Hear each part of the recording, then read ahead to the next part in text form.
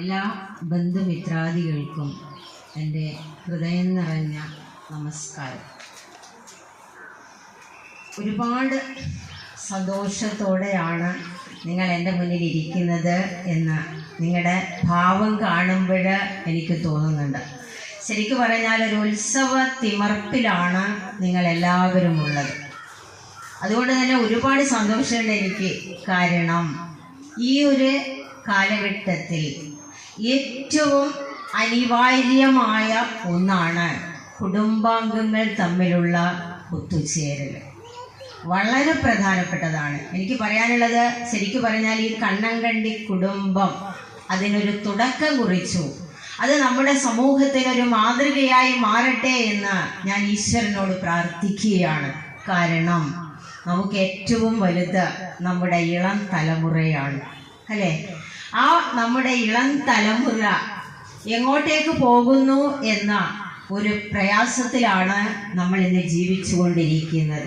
കാരണം നമ്മൾ ജീവിച്ച കാലഘട്ടത്തിലൂടെ അല്ല ഇന്നത്തെ മക്കള് ജീവിച്ചുകൊണ്ടിരിക്കുന്നത്. അതുകൊണ്ട് തന്നെ ഞാൻ പറയാണ്, വളരെ വിശേഷപ്പെട്ട ഒരു കൂടിച്ചേരല് നേരത്തെ സ്വാഗത പ്രാസംഗികൻ സൂചിപ്പിച്ചു ഈ കണ്ണങ്കണ്ടി തറവാടിൻ്റെ പ്രാധാന്യത്തെ പറ്റി. ആ ഒരു മുത്തശ്ശനും മുത്തശ്ശിയും അവരാകുന്ന ഒരു വലിയ വടവൃക്ഷമാണ് അവർ. ശരിക്കും നമ്മൾ മനസ്സിലാക്കണം, അല്ലേ? നമ്മളിപ്പോഴൊരു വൃക്ഷം, നമ്മളൊക്കെ ഇവിടെ ഇരുന്ന് നമ്മൾ തിരിച്ചു പോകും.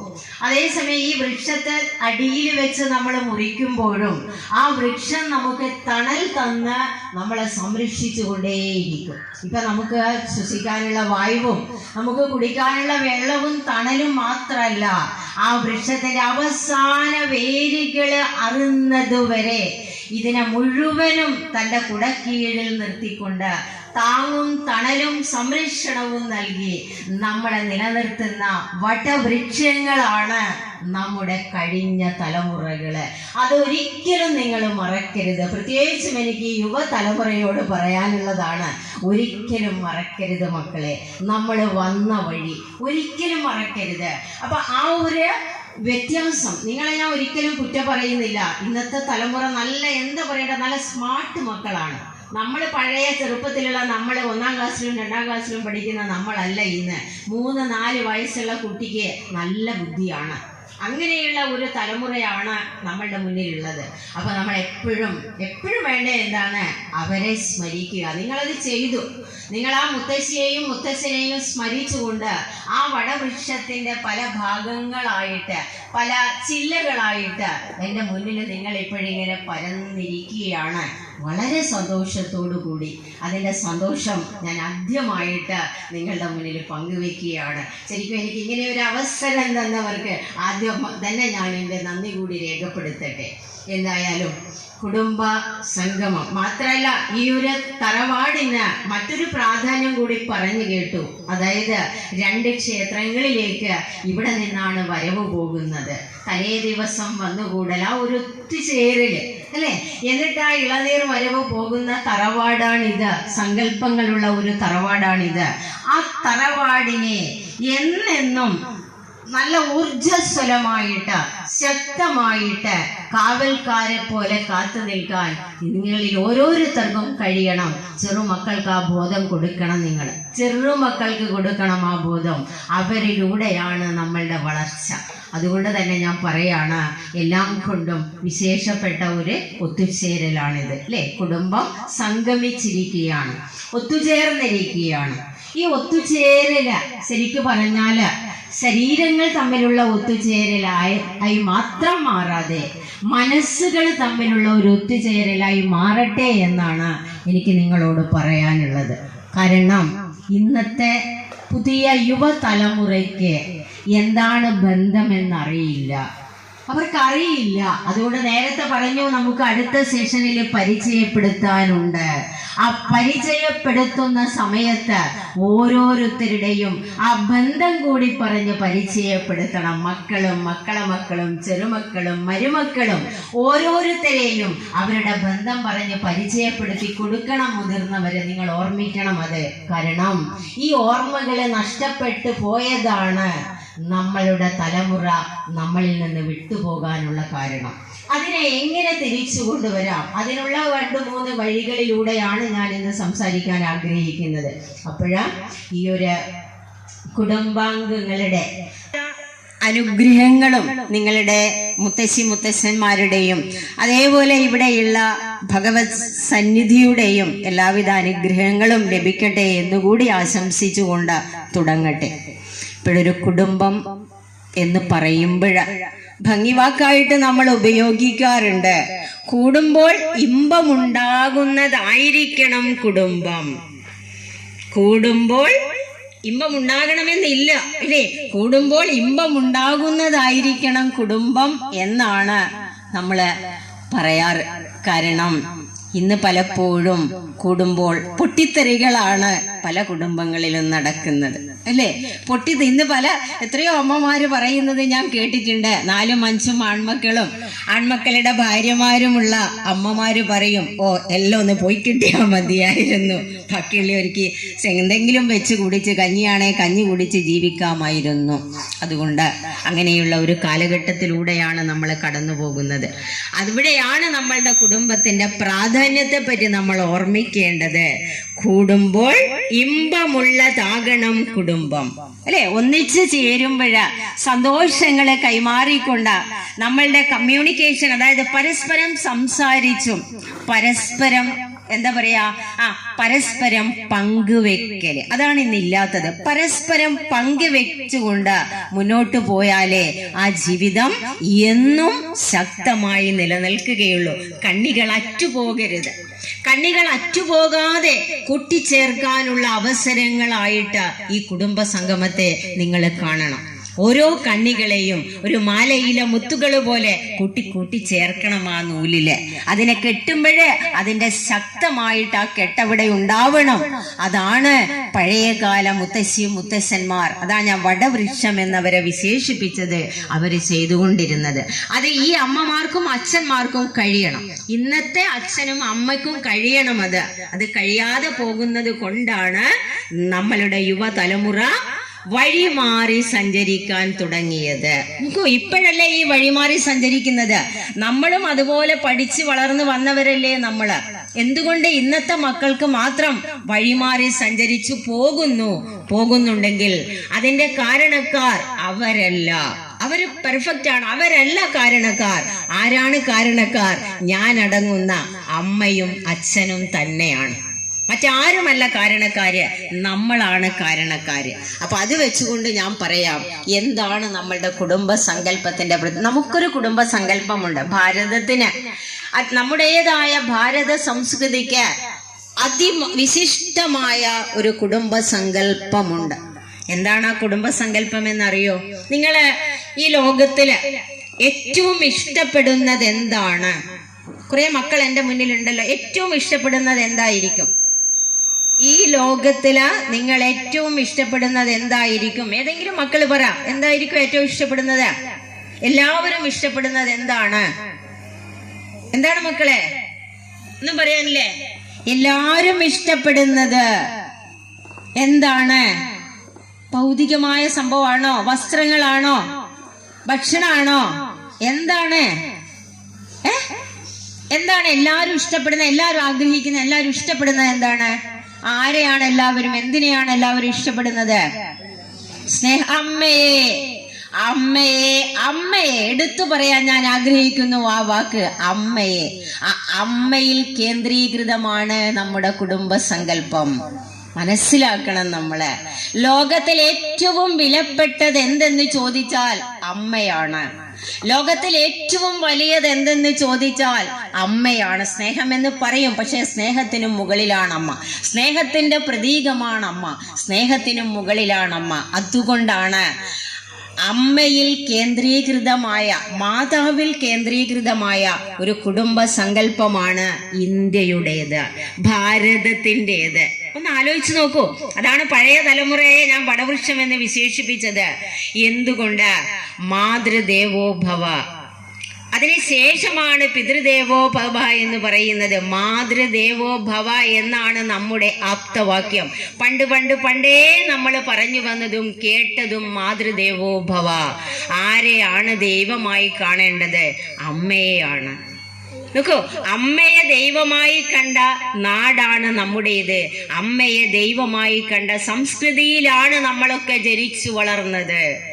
അവിടെ പറയും നമ്മള്, അതായത് അമ്മയെ ദേവിയായി, ദേവിയെ അമ്മയായി. നോക്കൂ, അമ്മയെ ദേവിയായും ദേവിയെ അമ്മയായും കണ്ട ഒരു സംസ്കൃതിയുടെ ഭാഗവാക്കുകളാണ് നമ്മള്. പക്ഷേ ഇന്നത്തെ തലമുറക്കറിയില്ല അമ്മയും മക്കളും തമ്മിലുള്ള ബന്ധം. ഒന്ന് ആലോചിച്ച് നോക്കുക. അമ്മയെ കയറിപ്പിടിക്കുന്ന മക്കളുടെ ഒരു കാലഘട്ടത്തിൽ നമ്മൾ ജീവിച്ചു കൊണ്ടിരിക്കുന്നു. അച്ഛനും മക്കളും തമ്മിൽ എന്താണ് ബന്ധം?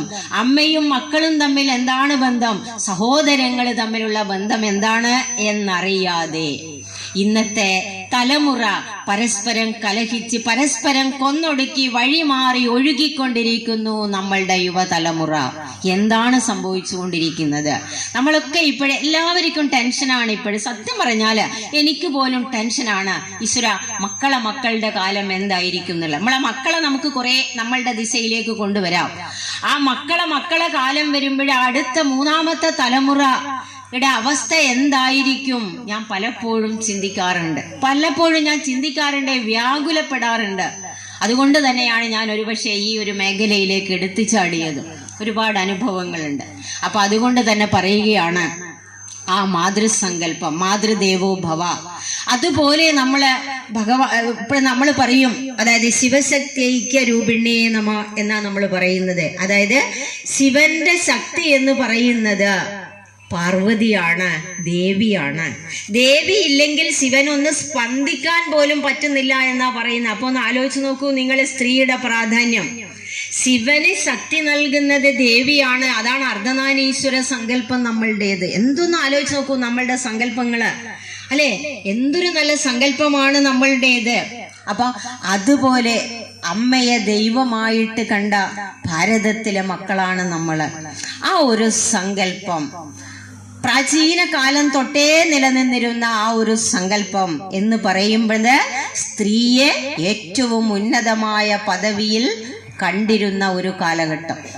നമ്മളിപ്പോ പറയും ഇപ്പോഴാണ് നവോത്ഥാനം സംഭവിച്ചത്, സ്ത്രീ പുരുഷ സമത്വം വന്നല്ലോ എന്നൊക്കെ നമ്മൾ പറയും. പക്ഷെ നമ്മൾ അറിയാൻ ശ്രമിക്കണം. എന്തെങ്കിലും പറയുന്നത് കേട്ട് വിശ്വസിച്ചിരിക്കരുത്. പഠിക്കണം, അറിയാൻ ശ്രമിക്കണം. എന്തായിരുന്നു നമ്മളുടെ പഴയ സംസ്കൃതി? അത് ഓർമ്മിപ്പിക്കാനാണ് ഞാൻ പറഞ്ഞത്. അമ്മ കേന്ദ്രീകൃതമായ ഒരു കുടുംബ സങ്കല്പം. കുടുംബത്തിലെ ഇന്നിപ്പോ റേഷൻ കാർഡില് അമ്മ വന്നിട്ടുണ്ട് അല്ലെ? അമ്മയുടെ ഫോട്ടോയും അമ്മയാണ്. ഇന്ന് കുറെ മാറ്റം വന്നിട്ടുണ്ട്. അപ്പൊ അവിടെയാണ് നമ്മൾ മനസ്സിലാക്കേണ്ടത്. ഇനി ഇവിപ്പം നല്ല സുഖം ഉണ്ടാവും ഞാൻ അമ്മയുടെ ഇങ്ങനെ പ്രാധാന്യങ്ങൾ പറയുമ്പോൾ. അത് കുറച്ച് കഴിഞ്ഞാൽ ഞാൻ അമ്മയുടെ നിരുത്തരവാദിത്വങ്ങളും ചൂണ്ടിക്കാണിക്കും. അപ്പൊ അവിടെ അമ്മയുടെ ആ ഒരു പദവിയെ നമ്മൾ മനസ്സിലാക്കിയേ പറ്റൂ. അവിടെയാണ് പറഞ്ഞത്, ദേവിയായിട്ട് അമ്മയെ ആരാധിച്ചിരുന്നവരാണ് നമ്മള്, ദേവിയായിട്ട്. അപ്പൊ അവിടെ നമ്മൾ അമ്മയുടെ മുന്നിൽ തല കുനിച്ചുകൊണ്ട്, പഴയ ഒരു സംസ്കാരം എന്ന് പറഞ്ഞാല് അമ്മയുടെ കാല് തൊട്ട് വന്ദിച്ച്, അച്ഛന്റെ കാല് തൊട്ട് വന്ദിച്ച് വേണം പോകാൻ എന്നാണ്. അതാണ് പഴയ സംസ്കൃതി. അതിൽ നിന്നൊക്കെ മാറി നമ്മള് അല്ലെ? ഇപ്പൊ നമ്മള് ടാറ്റ അല്ലെ, ബൈ ടാറ്റ, ഇതാ ടാറ്റ പറഞ്ഞ് പിരിയുകയാ നമ്മള്.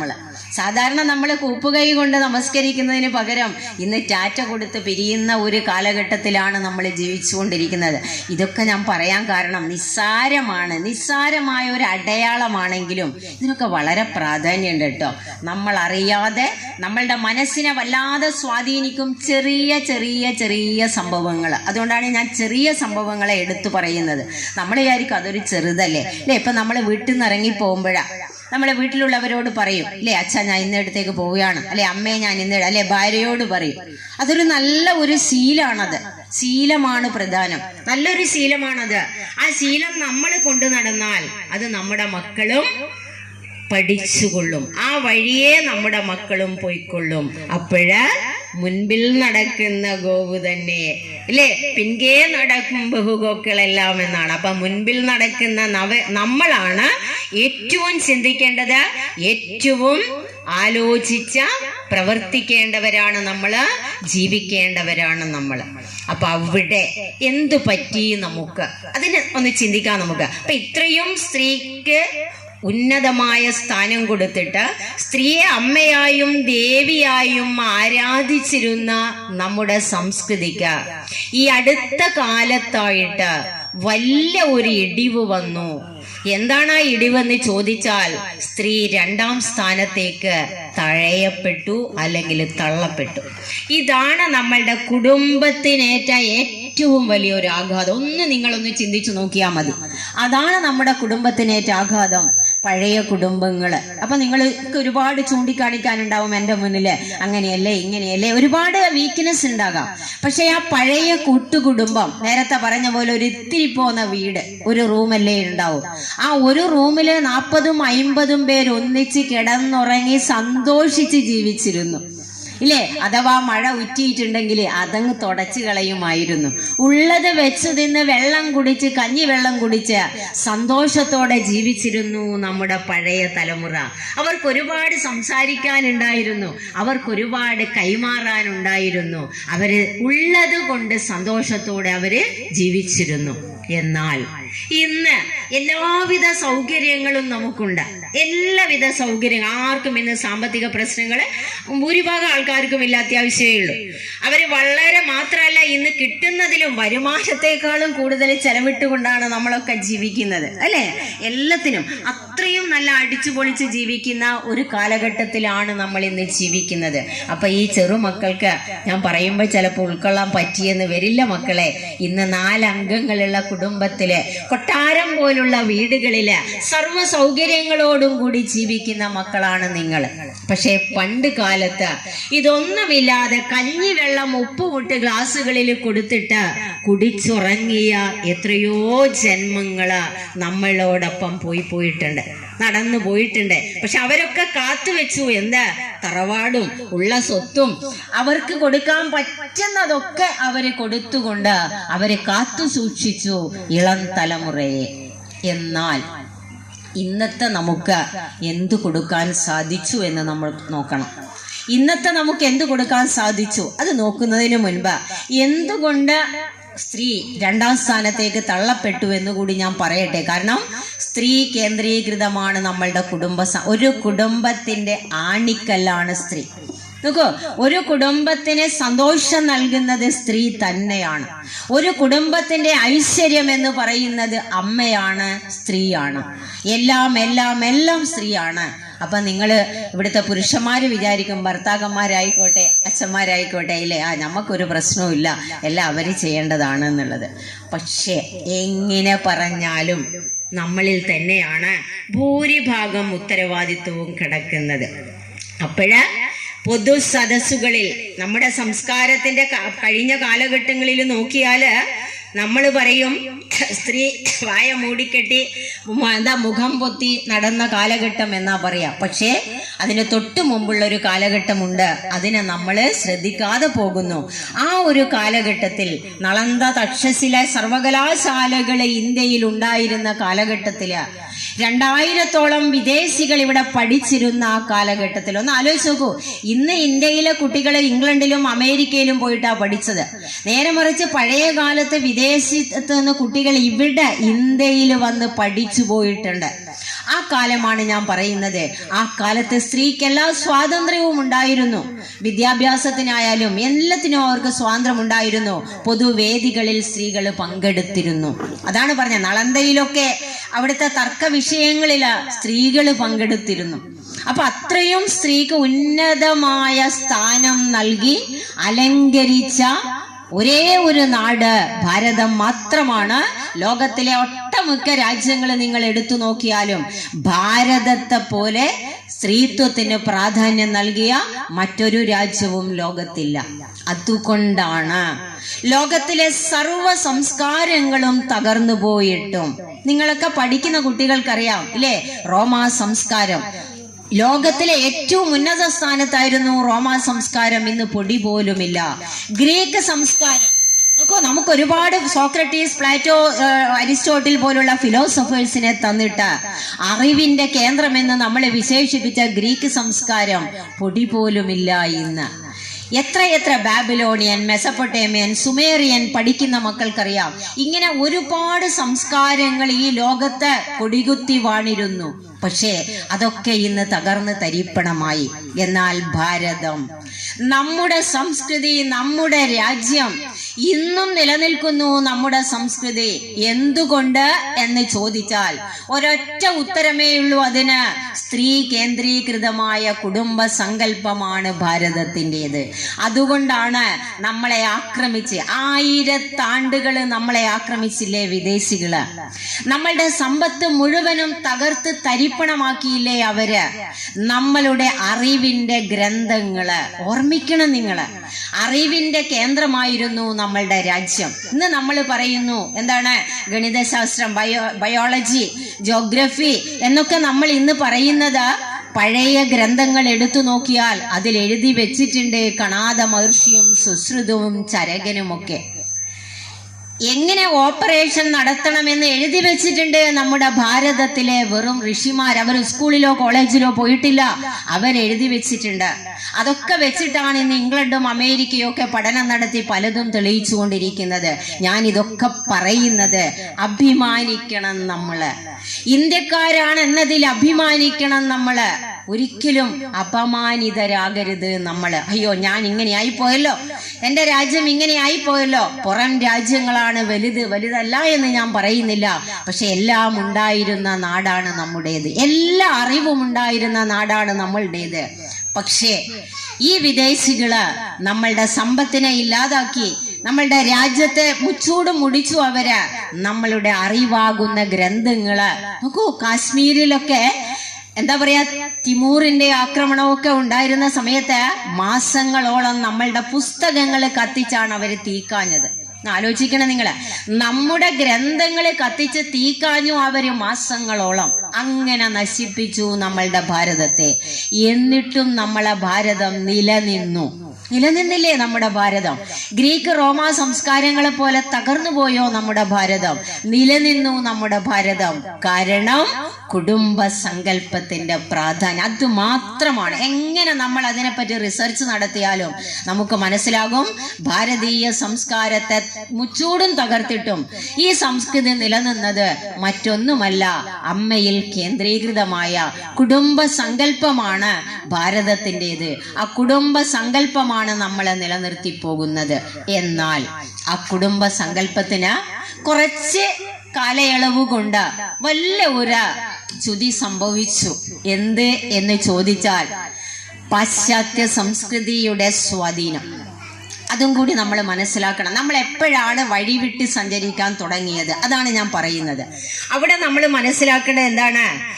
എന്ന് നമ്മൾ പാശ്ചാത്യ സംസ്കൃതിയുടെ പിറകെ പോയോ അന്നു മുതൽ തുടങ്ങിയതാണ് നമ്മളുടെ ഈ വഴിത്തിരിവ്, വഴിവിട്ട് സഞ്ചാരം. കാരണം നമുക്ക് തോന്നാൻ തുടങ്ങി എന്താ, നമ്മുടെ സംസ്കാരമല്ല, പാശ്ചാത്യ സംസ്കാരമാണ് ഏറ്റവും മികവുറ്റത് എന്ന ഒരു തോന്നൽ വന്നു നമുക്ക്. അവിടെ സ്ത്രീ പുരുഷ സമത്വം എന്ന ആശയം, ആ ആശയത്തിലൂടെ നമ്മൾ വിചാരിച്ചു എന്താ, ഇത് രണ്ടാളും ഒരുപോലെ ആണോ? സ്ത്രീയും പുരുഷനും ഒരുപോലെയാണോ? നമ്മൾ ബയോളജിക്കലായിട്ട് നമുക്ക് വ്യത്യാസമില്ലേ? കഴിവുകൾക്ക് വ്യത്യാസമില്ലേ? ശക്തികൾക്ക് വ്യത്യാസമില്ലേ? എന്തിനാണ് വ്യത്യാസമില്ലാത്തത്? സ്ത്രീ സ്ത്രീയും പുരുഷൻ പുരുഷനുമാണ്. പക്ഷെ ഞാൻ ഒരു കാര്യം ഓർമ്മിപ്പിക്കുന്നു, രണ്ട് വ്യക്തിത്വങ്ങളും പരസ്പര പൂരകമാണ്. ഈ സ്ത്രീ പുരുഷ സമത്വം ഇന്ന് നവോത്ഥാന ആശയമായി നമ്മൾ പറഞ്ഞു നടക്കുന്നുണ്ട്. പക്ഷെ എനിക്കതിനോട് യോജിപ്പില്ല. കാരണം സ്ത്രീയെ സ്ത്രീയായും പുരുഷനെ പുരുഷനായും കാണാൻ നമുക്ക് പറ്റണം. രണ്ട് വ്യക്തിത്വങ്ങളാണ്. രണ്ട് വ്യക്തിത്വങ്ങളെയും നമ്മൾ മാനിക്കണം, രണ്ട് വ്യക്തിത്വങ്ങളെയും നമ്മൾ പരിഗണിക്കണം. അപ്പോഴേ അവരെന്താകുന്നുള്ളൂ? സമത്വമാകുന്നുള്ളൂ. ഞാൻ എപ്പോഴും പറയാ കൂടിച്ചേരൽ എന്നാണ്. സ്ത്രീ പുരുഷ സമത്വം എന്ന് ഞാൻ പറയില്ല. പരസ്പര ബഹുമാനം, പരസ്പരം നമ്മൾ പരിഗണന. വാക്ക് സ്ത്രീ പുരുഷ സഹവർത്തിത്വം, അതാണ് വേണ്ടത്. കാരണം ഇന്ന് സ്ത്രീ പുരുഷ സമത്വത്തിന്റെ പേരില് നമ്മൾ കണ്ടുകൊണ്ടിരിക്കുന്ന പേക്കോലങ്ങൾ ഒരുപാടുണ്ട്. അല്ലേ? ഇന്ന് പുരുഷന്മാര് വേറൊന്നും പറയല്ലേ, എനിക്ക് മക്കളുണ്ട്, മക്കളെല്ലാം ഉണ്ട്. ഇന്ന് പുരുഷന്മാര് വൃത്തിയായിട്ട് വസ്ത്രം ധരിക്കുന്നവരാണ് നമ്മളിൽ, അല്ലേ? പക്ഷെ എന്തുകൊണ്ട് പുരുഷൻ സ്ത്രീയെ അങ്ങനെ കാണാൻ ആഗ്രഹിക്കുന്നു? അതാ ഞാൻ ചോദിക്കുന്നത്. ഇപ്പൊ വസ്ത്രധാരണം വളരെ ലളിതമായ ഒരു പോയിന്റ് ഞാൻ എടുക്കുകയാണ്. ഇപ്പൊ പാശ്ചാത്യ സ്വാധീനത്തിന്റെ ഓരോ ഭാഗങ്ങളാണ് ഞാൻ പറഞ്ഞു വരുന്നത്. പ്രധാനമായിട്ട് നമ്മളിൽ വന്ന വലിയൊരു മാറ്റമാണ് പാശ്ചാത്യ വസ്ത്ര രീതികളാണ് നമ്മൾ ഇന്ന് തുടർന്നുകൊണ്ടിരിക്കുന്നത്. അവിടെ ശരിക്കു പറഞ്ഞാല് നമ്മൾ അവരെ പറ്റിയും ചിന്തിക്കണം. അതായത് അവരിന്ന് എന്താ ചെയ്യുന്നു, നമ്മൾ ഇന്ന് എന്ത് ചെയ്യുന്നു? അവരുടെ വസ്ത്രരീതി നമ്മൾ സ്വീകരിച്ചുകൊണ്ടിരിക്കുന്നു, അല്ലെ? സ്ത്രീക്ക് അത്യാവശ്യം ഇത്തിരി വസ്ത്രമേ വേണ്ട, ഒരു 10 സെന്റിമീറ്റർ എല്ലാം മതിയാവും. അതേസമയം പുരുഷൻ നല്ല ഡീസന്റിൽ വസ്ത്രം ധരിച്ച് നടക്കുന്നു, അല്ലെ? പക്ഷെ എന്തുകൊണ്ട് പുരുഷൻ സ്ത്രീ അങ്ങനെ കാണാൻ ആഗ്രഹിക്കുന്നു? അത് നമ്മൾ സ്ത്രീകൾ ചിന്തിക്കേണ്ട കാര്യമാണ്, അല്ലെ? നമുക്ക് വസ്ത്ര സ്വാതന്ത്ര്യമുണ്ട്, നമുക്ക് വസ്ത്രം ധരിക്കാനുള്ള പൂർണ്ണ സ്വാതന്ത്ര്യം നമുക്കുണ്ട്. പക്ഷെ നമുക്ക് കംഫർട്ടബിൾ ആയി വേറെ എവിടെയില്ല എന്നാ പറയുന്നത്. അപ്പൊ മനസ്സിലാക്കണം, അത്രയും രോഗികള് കേരളത്തിലാണുള്ളത്. അവിടെയും നമുക്ക് സംഭവിച്ചത് എന്താണ്? നമ്മൾ പാശ്ചാത്യ രീതിയെ അന്ധമായിട്ട് നമ്മൾ അനുകരിച്ചു, അവരുടെ ജീവിത രീതികളെ അന്ധമായി നമ്മൾ അനുകരിച്ചു. നമുക്കൊന്നുമില്ല, നമ്മൾ വെറും മോശക്കാരാണ് എന്ന് മനസ്സിലാക്കിയിട്ട് നമ്മൾ ഇങ്ങനെ കണ്ണുമടച്ച് അവരെ നമ്മൾ ഇങ്ങനെ അനുകരിച്ചു കൊണ്ടേയിരിക്കുകയാണ്. അനുകരിച്ച് ഇന്ന് നമ്മൾ എവിടെ എത്തിച്ചേർന്നു? നമ്മുടെ മക്കൾ നമ്മുടെ കൈവിട്ടു പോകുന്ന ഒരവസ്ഥയിൽ നമ്മൾ എത്തിച്ചേർന്നു. ഇത് ഞാൻ എൻ്റെ അനുഭവത്തിന്റെ കുറച്ച് കണ്ട കാര്യങ്ങളും കൂടി ഞാൻ പറയട്ടെ. ഞാൻ കൊല്ലത്ത് ആശ്രമത്തിൽ അങ്ങനെ പല സ്ഥലത്തും പോവാറുണ്ട്. അവിടെ ഏറ്റവും കൂടുതൽ കാണുന്നത് വിദേശികളെയാണ്. നോക്കൂ, കൊല്ലത്ത് പോയാല് ഏറ്റവും കൂടുതൽ അവിടെ കാണാം അമേരിക്കക്കാര്, ഇംഗ്ലീഷുകാര്, ജർമ്മനിക്കാര്, ഉഗാണ്ട, ഇറ്റലിക്കാർ, ഇങ്ങനെ വേണ്ട വിദേശികളാണ് അവിടെ ഏറ്റവും കൂടുതലുള്ളത്. കാരണം അവർക്ക് എല്ലാം ഉണ്ട്, ഇഷ്ടം പോലെ സമ്പത്തുണ്ട്, അവർക്ക് ലക്ഷങ്ങളുടെ വരുമാനമുണ്ട്, അവർക്ക് മാസത്തില്. അവിടെ വന്ന ആൾക്കാർ ഡോക്ടേഴ്സ്, എഞ്ചിനീയേഴ്സ്, അങ്ങനെയുള്ള പ്രഗത്ഭന്മാരാണ്. ആശ്രമത്തിൽ വന്നിട്ട് അടിച്ചു വാരുന്നു, ക്ലീൻ ചെയ്യുന്നു, കക്കൂസ് കഴുകുന്നു. ആലോചിക്കണം നമ്മള്. അപ്പൊ അവർക്ക് എല്ലാം ഉണ്ട്, എല്ലാ സുഖ സൗകര്യങ്ങളും ഉണ്ട് അവർക്ക്. പക്ഷെ അവരുടെ കുടുംബ ബന്ധങ്ങള് ഭദ്രമല്ല, കുടുംബ ബന്ധങ്ങളില്ല. വിദേശികൾക്ക് കുടുംബ ബന്ധങ്ങളില്ല. കാരണം ഒരു 16 ആണ്ടാന്ന് തോന്നുന്നു, ഒരു 14-15 SLC കഴിയുമ്പോഴേക്കും വിട്ടുകളയും അവരുടെ പാരൻസ്. പിന്നെ അവർക്ക് ഇഷ്ടമുള്ളവരെ ഗേൾഫ്രണ്ട് ആയിട്ട് വെക്കാം, ബോയ് ഫ്രണ്ട് ആയിട്ട് വെക്കാം, കല്യാണം കഴിക്കാം, എന്തും ചെയ്യാനുള്ള സ്വാതന്ത്ര്യമാണ് അവർക്ക്. ഇന്ന് നമ്മുടെ മക്കളും വിചാരിക്കുന്നു അതല്ലേ നല്ലത്, എന്തിനാ ഇങ്ങനെ നിയന്ത്രണത്തിൽ ജീവിക്കുന്നത്? ഫുൾ സ്വതന്ത്രമായിട്ട് ജീവിക്കണം, പാറി പറക്കണം മക്കളെ. പക്ഷെ പാറി പറക്കണം എന്നാണ് നമ്മളുടെ യുവതലമുറ ചിന്തിക്കുന്നത്. ആ യുവതലമുറ ഒന്ന് ആലോചിക്കണം, എന്താണ് പാശ്ചാത്യ രാജ്യങ്ങൾക്ക് സംഭവിച്ചു കൊണ്ടിരിക്കുന്നത്. അവർക്ക് ഇന്നെല്ലാം തകർന്ന് തരിപ്പണമായി. അവർക്ക് ആലോചിച്ചോക്കോ, കോടികൾ ആസ്തികളുള്ള ആൾക്കാര് എന്താ പറയേണ്ടത്? നേരത്തെ പറഞ്ഞ പോലെ ലഹരി അമേരിക്കയിലെ ഒരു പട്ടണം നോക്കൂ, അമേരിക്കയിലെ ഒരു നഗരം കംപ്ലീറ്റ് എന്താണെന്ന് അറിയോ നിങ്ങൾ? അവിടുത്തെ അതിനെ പിന്നെ അവരുടെ ഭക്ഷണ രീതി, അല്ലെ? കോമാളികളെ പോലെയുള്ള ഒരു സമൂഹമാണ് അമേരിക്കയിലെ ഒരു തെരുവിൽ നമുക്ക് കാണാൻ സാധിക്കുക. എന്തുകൊണ്ട് അങ്ങനെ വന്നു? നമ്മളെന്താ വിചാരിച്ചേ? ന്നല്ലേ പറയുന്നത്. ഇവിടെ ഇരിക്കുന്ന ചില മക്കള് വിചാരിക്കുന്നുണ്ടാവും എനിക്ക് വിദേശത്ത് പോയി പഠിക്കണം, അല്ലേ? എല്ലാവരും ഒന്ന് വിദേശത്ത് പോകാൻ ആഗ്രഹിക്കുന്ന, പോണം, കാണണം, പോകണ്ടെന്ന് ഞാൻ പറയുന്നില്ല. പക്ഷെ പോകുമ്പോഴ് നിങ്ങളുടെ മനസ്സിൽ ഉണ്ടാകണം, എൻ്റെ വേരുകള്, എൻ്റെ അച്ഛൻ, എൻ്റെ അമ്മ, എൻ്റെ സഹോദരങ്ങൾ, എൻ്റെ കുടുംബം എന്ന ബോധം എപ്പോഴും ഉണ്ടാകണം. ആ ബോധത്തോടെ നിങ്ങൾ എവിടെ വേണമെങ്കിലും പോയിക്കോ, നിങ്ങൾ പോയതുപോലെ തിരിച്ചു വരും. അല്ലെ, നിങ്ങൾ പോയതുപോലെ തിരിച്ചു വരില്ല കേട്ടോ, നിങ്ങൾ പോയതുപോലെ തിരിച്ചു വരും. കുടുംബ ബോധം, കുടുംബ ബന്ധം നമ്മളിൽ ഉണ്ടെങ്കിൽ അത് നിറച്ചു കൊടുക്കണം അച്ഛനമ്മമാര്. അതാ വേണ്ടേ, നിറച്ചു കൊടുക്കണം മക്കളിൽ കുടുംബ ബന്ധങ്ങളും കുടുംബ ബോധവും ഉണ്ടാക്കി കൊടുക്കണം അവർക്ക്. അച്ഛൻ ആര്, അമ്മയാര്, മുത്തശ്ശിമാരാര്, മുത്തച്ഛൻ ആര്, സഹോദരങ്ങൾ ആര്, നമ്മള് മാതൃക കാണിച്ചു കൊടുക്കണം. ഇന്നത്തെ രക്ഷിതാക്കളെ ഉപദേശിക്കുക ചെയ്യുക. എനിക്ക് രക്ഷിതാക്കളുള്ള ഒരേ ഒരു റിക്വസ്റ്റ്, അഭ്യർത്ഥന എന്താണെന്നറിയോ? ദയവ് ചെയ്ത് മക്കളെ ഉപദേശിക്കണ്ട. കേട്ടോ. ഉപദേശം മക്കൾക്ക് ഇഷ്ടമല്ല. ഇന്നത്തെ മക്കളായത് എനിക്ക് ഒരുപാട് അനുഭവം ഉള്ളതുകൊണ്ട് പറയാണ്. പണ്ട് ഞാനും ഒരുപാട് ഉപദേശിക്കലുണ്ട് കോളേജിലെല്ലാം പോയാൽ. പക്ഷെ ഇന്ന് ഉപദേശം കൊണ്ട് ഒരു കാര്യമില്ല. പോട് ടീച്ചറേ എന്ന് പറയുമല്ലോ. നമ്മുടെ ഉപദേശം അവർ കേൾക്കില്ല. കാരണം ആ ഒരു കാലഘട്ടത്തിലാണ് അവർ ജീവിക്കുന്നത്. അപ്പൊ അവർക്ക് നമുക്ക് പറയാൻ പറ്റുമോ? എങ്ങനെയാ പിന്നെ കൊടുക്കുക? ടീച്ചറെ പറയാൻ അമ്മമാർക്ക് മനസ്സ് വരുന്നുണ്ട്. ടീച്ചർ എന്തല്ല പറയുന്നത്? പറയാനല്ലാതെ സാധിക്കുമോ നമുക്ക്? അല്ല, പറയരുത്. നിങ്ങള് പ്രവൃത്തിയിൽ കാണിച്ചു കൊടുക്കണം. നമ്മുടെ പ്രവൃത്തിയിൽ കാണിച്ചു കൊടുക്കണം നമ്മള് എങ്ങനെ ജീവിക്കണം. അച്ഛൻ ആരാണ്? അച്ഛന്റെ സ്ഥാനം എന്താണ് കുടുംബത്തില്? അമ്മ ആരാണ്? അമ്മയുടെ സ്ഥാനം എന്താണ് കുടുംബത്തിലെന്ന് മാതൃക കാണിച്ചു കൊടുക്കണം ഈ രക്ഷിതാക്കൾ. ഇല്ലെങ്കിൽ കൈവിട്ടു പോകും നമ്മുടെ മക്കളെ. പിന്നെ കരഞ്ഞിട്ട് കാര്യമില്ല, കൈവിട്ടു പോകും നമ്മളുടെ മക്കളെ. അതാണ് നമ്മൾ ചിന്തിക്കേണ്ടത്. അപ്പോഴവിടെ ഒരു കാര്യം പ്രധാനമായിട്ട് എനിക്ക് പറയാനുള്ളത്, നമ്മളൊക്കെ ചിന്തിക്കും അല്ലേ? ഒരുപാട് രക്ഷിതാക്കൾ പറയുന്നത് ഞാൻ കോളേജിൽ നിന്ന് കേട്ടിട്ടില്ല. മക്കൾ ആരോടെങ്കിലും ചാടിപ്പോവും, പിന്നെ വന്ന് കരയുമ്പോഴും പറയുന്ന കാര്യങ്ങൾ ഞാൻ ഒരുപാട് കേട്ട് ഞാനും കരഞ്ഞിട്ടുണ്ട് അവരെ കൂടെ. എന്ത് ചെയ്യാനാ ഞാൻ? അവിടെ നമ്മൾ മനസ്സിലാക്കേണ്ടത് മാതൃകയായി ജീവിക്കുക. അച്ഛനും അമ്മയും കുടുംബത്തിന് മാതൃകയായി ജീവിക്കുക. സ്നേഹം കൊടുത്ത് വളർത്തുക മക്കളെ. അല്ലെങ്കിൽ മക്കള് സ്നേഹത്തിന് പുറത്തു പോകും മക്കളെ. അപ്പൊ എങ്ങനെയാ സ്നേഹം കൊടുത്ത് വളർത്തുക? അച്ഛനും അമ്മയും സ്നേഹിച്ച് കാണിച്ചു കൊടുക്കണം. അച്ഛനും അമ്മയും സ്നേഹത്തോടെ ജീവിക്കുന്നത് കാണിച്ചു കൊടുക്കണം. പലരും, പൊതുവേ ഞാൻ പുരുഷന്മാരെ പറ്റി പറയാണ്, ഈ മസിൽ പിടിച്ചിരിക്കുന്ന ഒരു ഇതാണ് പല വീടുകളിലും കാണാറ് അല്ലേ? പുരുഷന്മാർക്കൊരു തോന്നലാണ്, ഞാളൊന്നങ്ങ് തല കുനിച്ചാ മോശമായി പോവോ അല്ലേ? അപ്പോഴത്തേക്ക് ഇവരങ്ങ് എന്റെ തലേ കയറി കളിയോ. അതുകൊണ്ടാണ് അവര് മസിൽ പിടിച്ചിരിക്കുന്നത് കേട്ടോ. സമ്മതിക്കരുത്. നിങ്ങള് സംസാരിക്കണം, അവരോട് സംസാരിക്കണം. സ്നേഹ സംസാരം നടത്തണം. നമ്മള് സ്നേഹത്തോടെ ജീവിക്കുന്നത് കണ്ട് നമ്മുടെ മക്കള് പഠിക്കണം. ഓ, എൻ്റെ അച്ഛനും അമ്മയും ഇങ്ങനെയാണ്, എൻ്റെ അച്ഛനും അമ്മയും ഏറ്റവും നല്ല അച്ഛൻ, ഏറ്റവും നല്ല അമ്മ, ഏറ്റവും നല്ല സഹോദരങ്ങള് എന്ന് ഓരോ മക്കൾക്കും തോന്നണം. ആ ബോധം നമ്മൾ അവർക്ക് കൊടുക്കണം.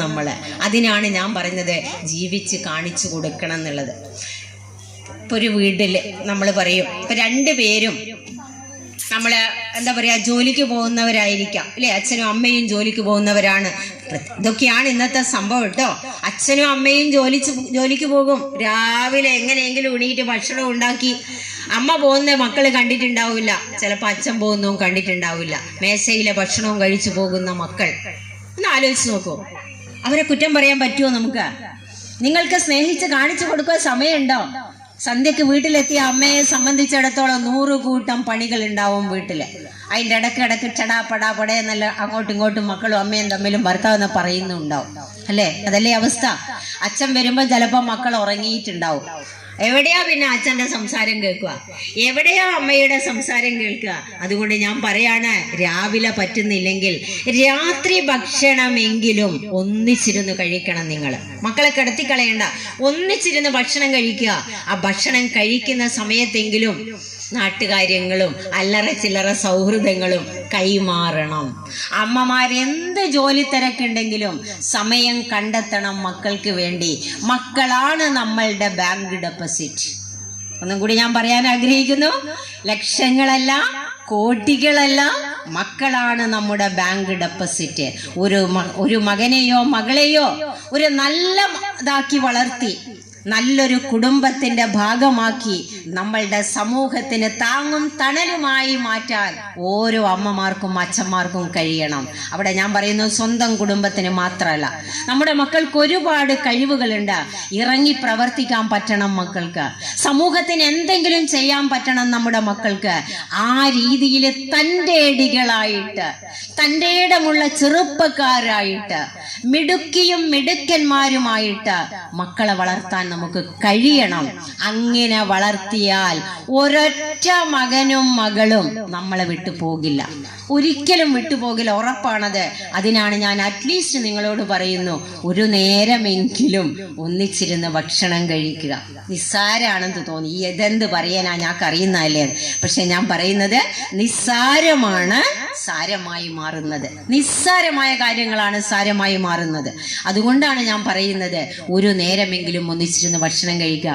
ഇനി അതേപോലെ തന്നെ നമ്മൾ മനസ്സിലാക്കേണ്ട ഒരു പ്രധാന കാര്യം, കുടുംബ ബന്ധങ്ങളിൽ വിള്ളലുകൾ വീഴുന്ന ഒരു പ്രധാന ഘടകം എന്താണെന്ന് അറിയോ നിങ്ങളെ? പരസ്പരം അവഗണിക്കപ്പെടുന്നത്. നോക്കൂ, അവഗണന, പരിഗണനയാണ് എല്ലാവരും ആഗ്രഹിക്കുന്നത്, അവഗണനയല്ല. അപ്പൊ നമ്മൾ മനസ്സിലാക്കേണ്ടത്, പരസ്പരം പരിഗണന നൽകിക്കൊണ്ട് നമുക്ക് കുടുംബത്തിൽ ജീവിക്കാൻ പറ്റണം എന്ന് പറയുമ്പോൾ ഇന്നത്തെ കുടുംബത്തിന്റെ അവസ്ഥ നോക്കണം നിങ്ങൾ. എന്താണ് ഇപ്പൊ എന്നെ സംബന്ധിച്ചിടത്തോളം ഞാൻ ആഗ്രഹിക്കുക എന്താണ്? എന്നെ പരിഗണിക്കണം എന്നല്ലേ? നിങ്ങളും ആഗ്രഹിക്കുന്നില്ലേ അതുപോലെ? ഇല്ലേ? എല്ലാവരും അങ്ങോട്ടും ഇങ്ങോട്ടും ആഗ്രഹിക്കുന്നുണ്ട്. എന്താണ്? പരിഗണിക്കണം അല്ലേ? ഒന്ന് കയറി വരുമ്പോ നമ്മള് ഒന്നുകിൽ ഇരിക്കേ അല്ലേ, എന്താ വെള്ളം വേണ്ടേ, ഒന്നുമില്ല ഒരു ചിരി കൊടുത്താൽ മതി, ഒരു ഹായ് പറഞ്ഞാൽ മതി അല്ലേ? വൈകുന്നേരം ജോലി കഴിഞ്ഞ് ഒരുപാട് പ്രശ്നങ്ങളുമായിട്ട് ഭർത്താവ് കയറി വരുമ്പോഴാ ഒരു ചിരി അല്ലേ? അതേസമയം അന്നേരം ഭാര്യ എന്താ വിചാരിക്കുക? ഒരുപാട് ഞാൻ ഓർക്കെന്താ സുഖം അല്ലേ, നല്ല സൊള്ളും പറഞ്ഞിങ്ങനെ നടക്കാം, ഞാനിങ്ങനെ അടുക്കളയിൽ നിന്ന് പണിയും എടുത്തിങ്ങനെ കഷ്ടപ്പെട്ട് അയ്യൊരു മുഖത്തോടെയാണ് ഭാര്യ ഇരിക്കുന്നുണ്ടാവുക. അപ്പം ഭർത്താവ് പുരയിൽ വന്ന് ഇത്തിരി ആശ്വാസം കിട്ടുമെന്ന് വിചാരിച്ചിട്ടാ വരുന്നതെങ്കിൽ വരുവാനായോ അല്ലേ, എത്താനായോ, എത്തിയോ, ചായ കുടിക്കാം, ആ ഒരു വ്യത്യാസം മനസ്സിലാക്കണം നമ്മളില്ലേ. എത്താനായോ നേക്കുമ്പോളെ മുഖഭാവം മാറി, നമ്മൾ ഇത്തിരി ഈർഷ്യത്തോടാണ് അവരോട് സംസാരിക്കുന്നത് അല്ലേ. എത്തിയോ, അതും ഒരു സുഖമുണ്ടോ? എത്തിയോ, അതും ഒരു സുഖമില്ല. അതേസമയം ചിരിച്ചും കൊണ്ട് നിങ്ങൾ എത്തിയോ, എന്നാ ഞാൻ ചായ എടുക്കട്ടെ, നമുക്ക് ചായ കുടിക്കാലോ എന്ന് പറയുമ്പോഴാ ആ ഒരു സന്തോഷം, അതൊരു വലിയ ഘടകട്ടോ. ഇതാ ഞാൻ വെറും നിസ്സാര കാര്യം നിങ്ങളെ മുമ്പിൽ പറയുന്നുള്ളൂ, വലിയൊരു കാര്യവും ഞാൻ പറയുന്നില്ല. എങ്ങനെ നമുക്ക് സന്തോഷത്തോടെ ജീവിക്കാം, അതിനുള്ള ചെറിയ ചില കാര്യങ്ങളെ ഞാൻ പറയുന്നുള്ളൂ. അതിൽ വളരെ പ്രധാനപ്പെട്ടതാണ് പരിഗണന എന്ന് പറയുമ്പോൾ കുടുംബത്തിലെ എല്ലാ അംഗങ്ങളെയും പരിഗണിക്കാൻ നമുക്ക് പറ്റണം. പൊതുവെ അമ്മമാർക്ക് പറയുന്നത് തീർത്തും അമ്മമാരായിപ്പോയി, പക്ഷെ ഞാനും ഒരു സ്ത്രീ ആയതുകൊണ്ട് നിങ്ങൾ എന്നെ അടിക്കൂല എന്ന് വിചാരിക്കുന്നു അല്ലേ. കാരണം ഞാൻ പറയാത്തത്, നമ്മളാണ് ഏറ്റവും കൂടുതൽ മക്കളോടൊപ്പം ജീവിക്കുന്നത്. പുരുഷന്മാര് പുറത്തു പോയിട്ട് ചെറിയൊരു സമയം അവരുമായിട്ടുള്ളൂ അല്ലേ. അപ്പൊ മക്കള് ചീത്തയായാൽ എന്താ പറയാ? അന്നേരം നമ്മളെ വലയിൽ നോക്കും അല്ലേ. ഇൻ്റെ മോളല്ലേ, പിന്നെ അങ്ങനല്ലേ വരൂ, പാപം ഒരിക്കലും പറയല്ലേ അല്ലേ. അവിടെ നമ്മൾ കൂട്ടായിട്ട് അതിന് ബാധ്യസ്ഥരാണ് നമ്മള്. പക്ഷെ ആദ്യം ഭർത്താവിന്റെ വായിന്ന് വരും എന്താണ്? ഇൻ്റെ മോളല്ലേ, പിന്നെ പോയാൻ എന്ത് പറയാനാ അല്ലേ? അല്ല, അവിടെ ഭർത്താക്കന്മാർക്ക് അവരുടേതായതുണ്ട്. അച്ഛന്റെ സ്ഥാനത്തിരുന്നു കൊണ്ട് സംരക്ഷകനാണ് അച്ഛൻ, കുടുംബത്തിന്റെ കാവൽക്കാരനാണ്, കുടുംബത്തിന്റെ സംരക്ഷകനാണ് അച്ഛൻ. അതുകൊണ്ട് അച്ഛൻ സ്നേഹവും കാണിക്കും, ഒത്തിരി ചീത്ത പറയേണ്ടടുത്ത് ചീത്ത പറയണം. ഇന്നത്തെ രക്ഷിതാക്കൾ എന്താ പറയാന്നാ? എൻ്റെ അമ്മോ ഒന്നും മിണ്ടിക്കൂടെ ടീച്ചറെ, എന്താ പറയുന്നേ, ഓൻ പോയിക്കഴിഞ്ഞാലോ, ഓള് പോയിക്കഴിഞ്ഞാലോ, എന്താണ് നിങ്ങൾക്ക് അങ്ങനെ പറയേണ്ടി വന്നത്? എന്തുകൊണ്ടാണ് അങ്ങനെ പറയേണ്ടി വന്നത്? നിങ്ങൾ എന്തിനാ മക്കളെ പേടിക്കുന്നത്? എന്തുകൊണ്ട് നിങ്ങൾ മക്കളെ പേടിക്കുന്നു? കാരണം വേണ്ടത് വേണ്ട സമയത്ത് നമ്മൾ കൊടുക്കാത്തത് കൊണ്ട് അല്ലെ. വേണ്ടത് വേണ്ട സമയത്ത് നമ്മൾ കൊടുത്തിരുന്നെങ്കിൽ നമ്മൾ ഇങ്ങനെ മക്കളെ ഭയപ്പെടില്ല. ഇന്ന് പല രക്ഷിതാക്കളും എന്നോട് പറഞ്ഞ അനുഭവമാണ് ഞാൻ പറയുന്നത്. പറഞ്ഞിട്ട് മക്കളെങ്ങാൻ പോയിക്കളഞ്ഞാലോ, പോയിക്കളയണം എന്നുള്ള തോതിലാ നമ്മൾ മക്കളെ വളർത്തിയത്. അതുകൊണ്ടാണ് നമ്മൾ പേടിക്കുന്നത്. അല്ലെ, നമ്മൾ എന്തിനാ പേടിക്കേണ്ടത്? നമ്മളെ മക്കൾക്ക് നമ്മളെ ഇങ്ങനെ കണ്ണിന്റെ തുമ്പിൽ വളർത്താൻ നമുക്ക് സാധിച്ചിട്ടുണ്ടെങ്കിൽ, ഇത്രയും 10, 15, 16 വർഷം വരെ നമ്മളുടെ കുടക്കീഴിൽ നമ്മളുടെ മക്കളെ നമുക്ക് വളർത്തിയിട്ടുണ്ടെങ്കിൽ എന്തുകൊണ്ട് അവർക്ക് വേണ്ടതൊക്കെ നമുക്ക് കൊടുത്തുകൂടാ? 2 കാര്യങ്ങൾ നമുക്ക് കൊടുക്കാനുണ്ട് മക്കൾക്ക്. ഒന്ന് എന്താണെന്നറിയോ? നമ്മളെല്ലാം കൊടുക്കുന്നത് എന്താണ്? ഭൗതികമായ എല്ലാ സുഖ സൗകര്യങ്ങളും. എന്ന് വെച്ചാൽ ശരീരത്തിന് വേണ്ടതൊക്കെ നമ്മൾ കൊടുക്കുന്നുണ്ട്. എന്തൊക്കെയാ കൊടുക്കുന്നത്? ശരീരത്തിന് വേണ്ടതൊക്കെ നിങ്ങൾ കൊടുക്കുന്നുണ്ട്. പക്ഷേ ഒന്ന് നിങ്ങൾ കൊടുക്കുന്നില്ല. പറയും ഞാൻ ഒന്നുകൂടെ, ഒന്നും നിങ്ങൾ കൊടുക്കുന്നില്ല. എന്താണെന്നറിയോ? നിങ്ങള് മനസ്സിന് വേണ്ടത് കൊടുക്കുന്നില്ല. ഇത് രണ്ടും കൊടുത്താലേ ഒരു നല്ല വ്യക്തിയായിട്ട് ഒരു കുട്ടി വളരുള്ളൂ. ഒരു കുട്ടി നല്ലൊരു വ്യക്തിയായി വളരണമെങ്കിൽ നിങ്ങൾ അവർ പറയുന്ന ഡ്രസ്സുകളൊക്കെ നിങ്ങൾ വാങ്ങിക്കൊടുത്തോ, അവർ പറയുന്ന ഭക്ഷണങ്ങൾ മുഴുവനും നിങ്ങൾ ഉണ്ടാക്കി കൊടുത്തോ, അവരുടെ മേക്കപ്പോ എന്തോ ആയിക്കോട്ടെ, അലങ്കാരങ്ങളായിക്കോട്ടെ, അവർക്ക് ബാഹ്യമായി വേണ്ടതൊക്കെ നിങ്ങൾ കൊടുക്കുന്നുണ്ട്. അതേസമയം മനസ്സിന് വേണ്ടത് എന്ത് കൊടുക്കുന്നു? എന്താ ഞാള് കൊടുക്കണ്ടേ? ചിന്തിക്ക്, നിങ്ങള് പറ, എന്നോട് ചിന്തിക്ക്. മനസ്സിന് വേണ്ടത് എന്ത് കൊടുക്കുന്നുണ്ട്? നിങ്ങള് പറ, എന്ത് കൊടുക്കുന്നുണ്ട്? ഓരോ രക്ഷിതാവും ചിന്തിക്കണം, അവരുടെ മനസ്സിന് വേണ്ടത് എന്താണ് എന്ന് പറഞ്ഞാൽ നിങ്ങൾക്ക് ഇനി ഇത് കഴിഞ്ഞാൽ കുറെ പരിപാടിയെല്ലാം ഉണ്ടാവും. ആ പരിപാടിയിൽ വേണമെങ്കിൽ നിങ്ങൾക്ക് അച്ഛനെയും അമ്മേനെയെല്ലാം നിർത്തിയിട്ട് മക്കൾക്ക് ഏറ്റവും ഇഷ്ടമുള്ളത് അവരറിയാതെ പറയിപ്പിക്കുകയെല്ലാം ചെയ്യാം. നല്ല കളികളെല്ലാം ആകാവും. അത് നല്ലൊരു സംഭവം കൂടിയാണ്. പലതും പരിപാടി ഉണ്ടാവും, എനിക്കറിയാം. അപ്പോഴ് എന്താണ് എൻ്റെ മക്കളുടെ ആവശ്യങ്ങള്, എന്തൊക്കെയാണ് എൻ്റെ മക്കളുടെ മനോഗതി എന്ന് നമുക്ക് മനസ്സിലാക്കാൻ പറ്റണമെങ്കിൽ അവരോടൊപ്പം നിൽക്കാൻ നമുക്ക് പറ്റണം. ചെറുപ്പത്തിലെ എന്താ വേണ്ടത്?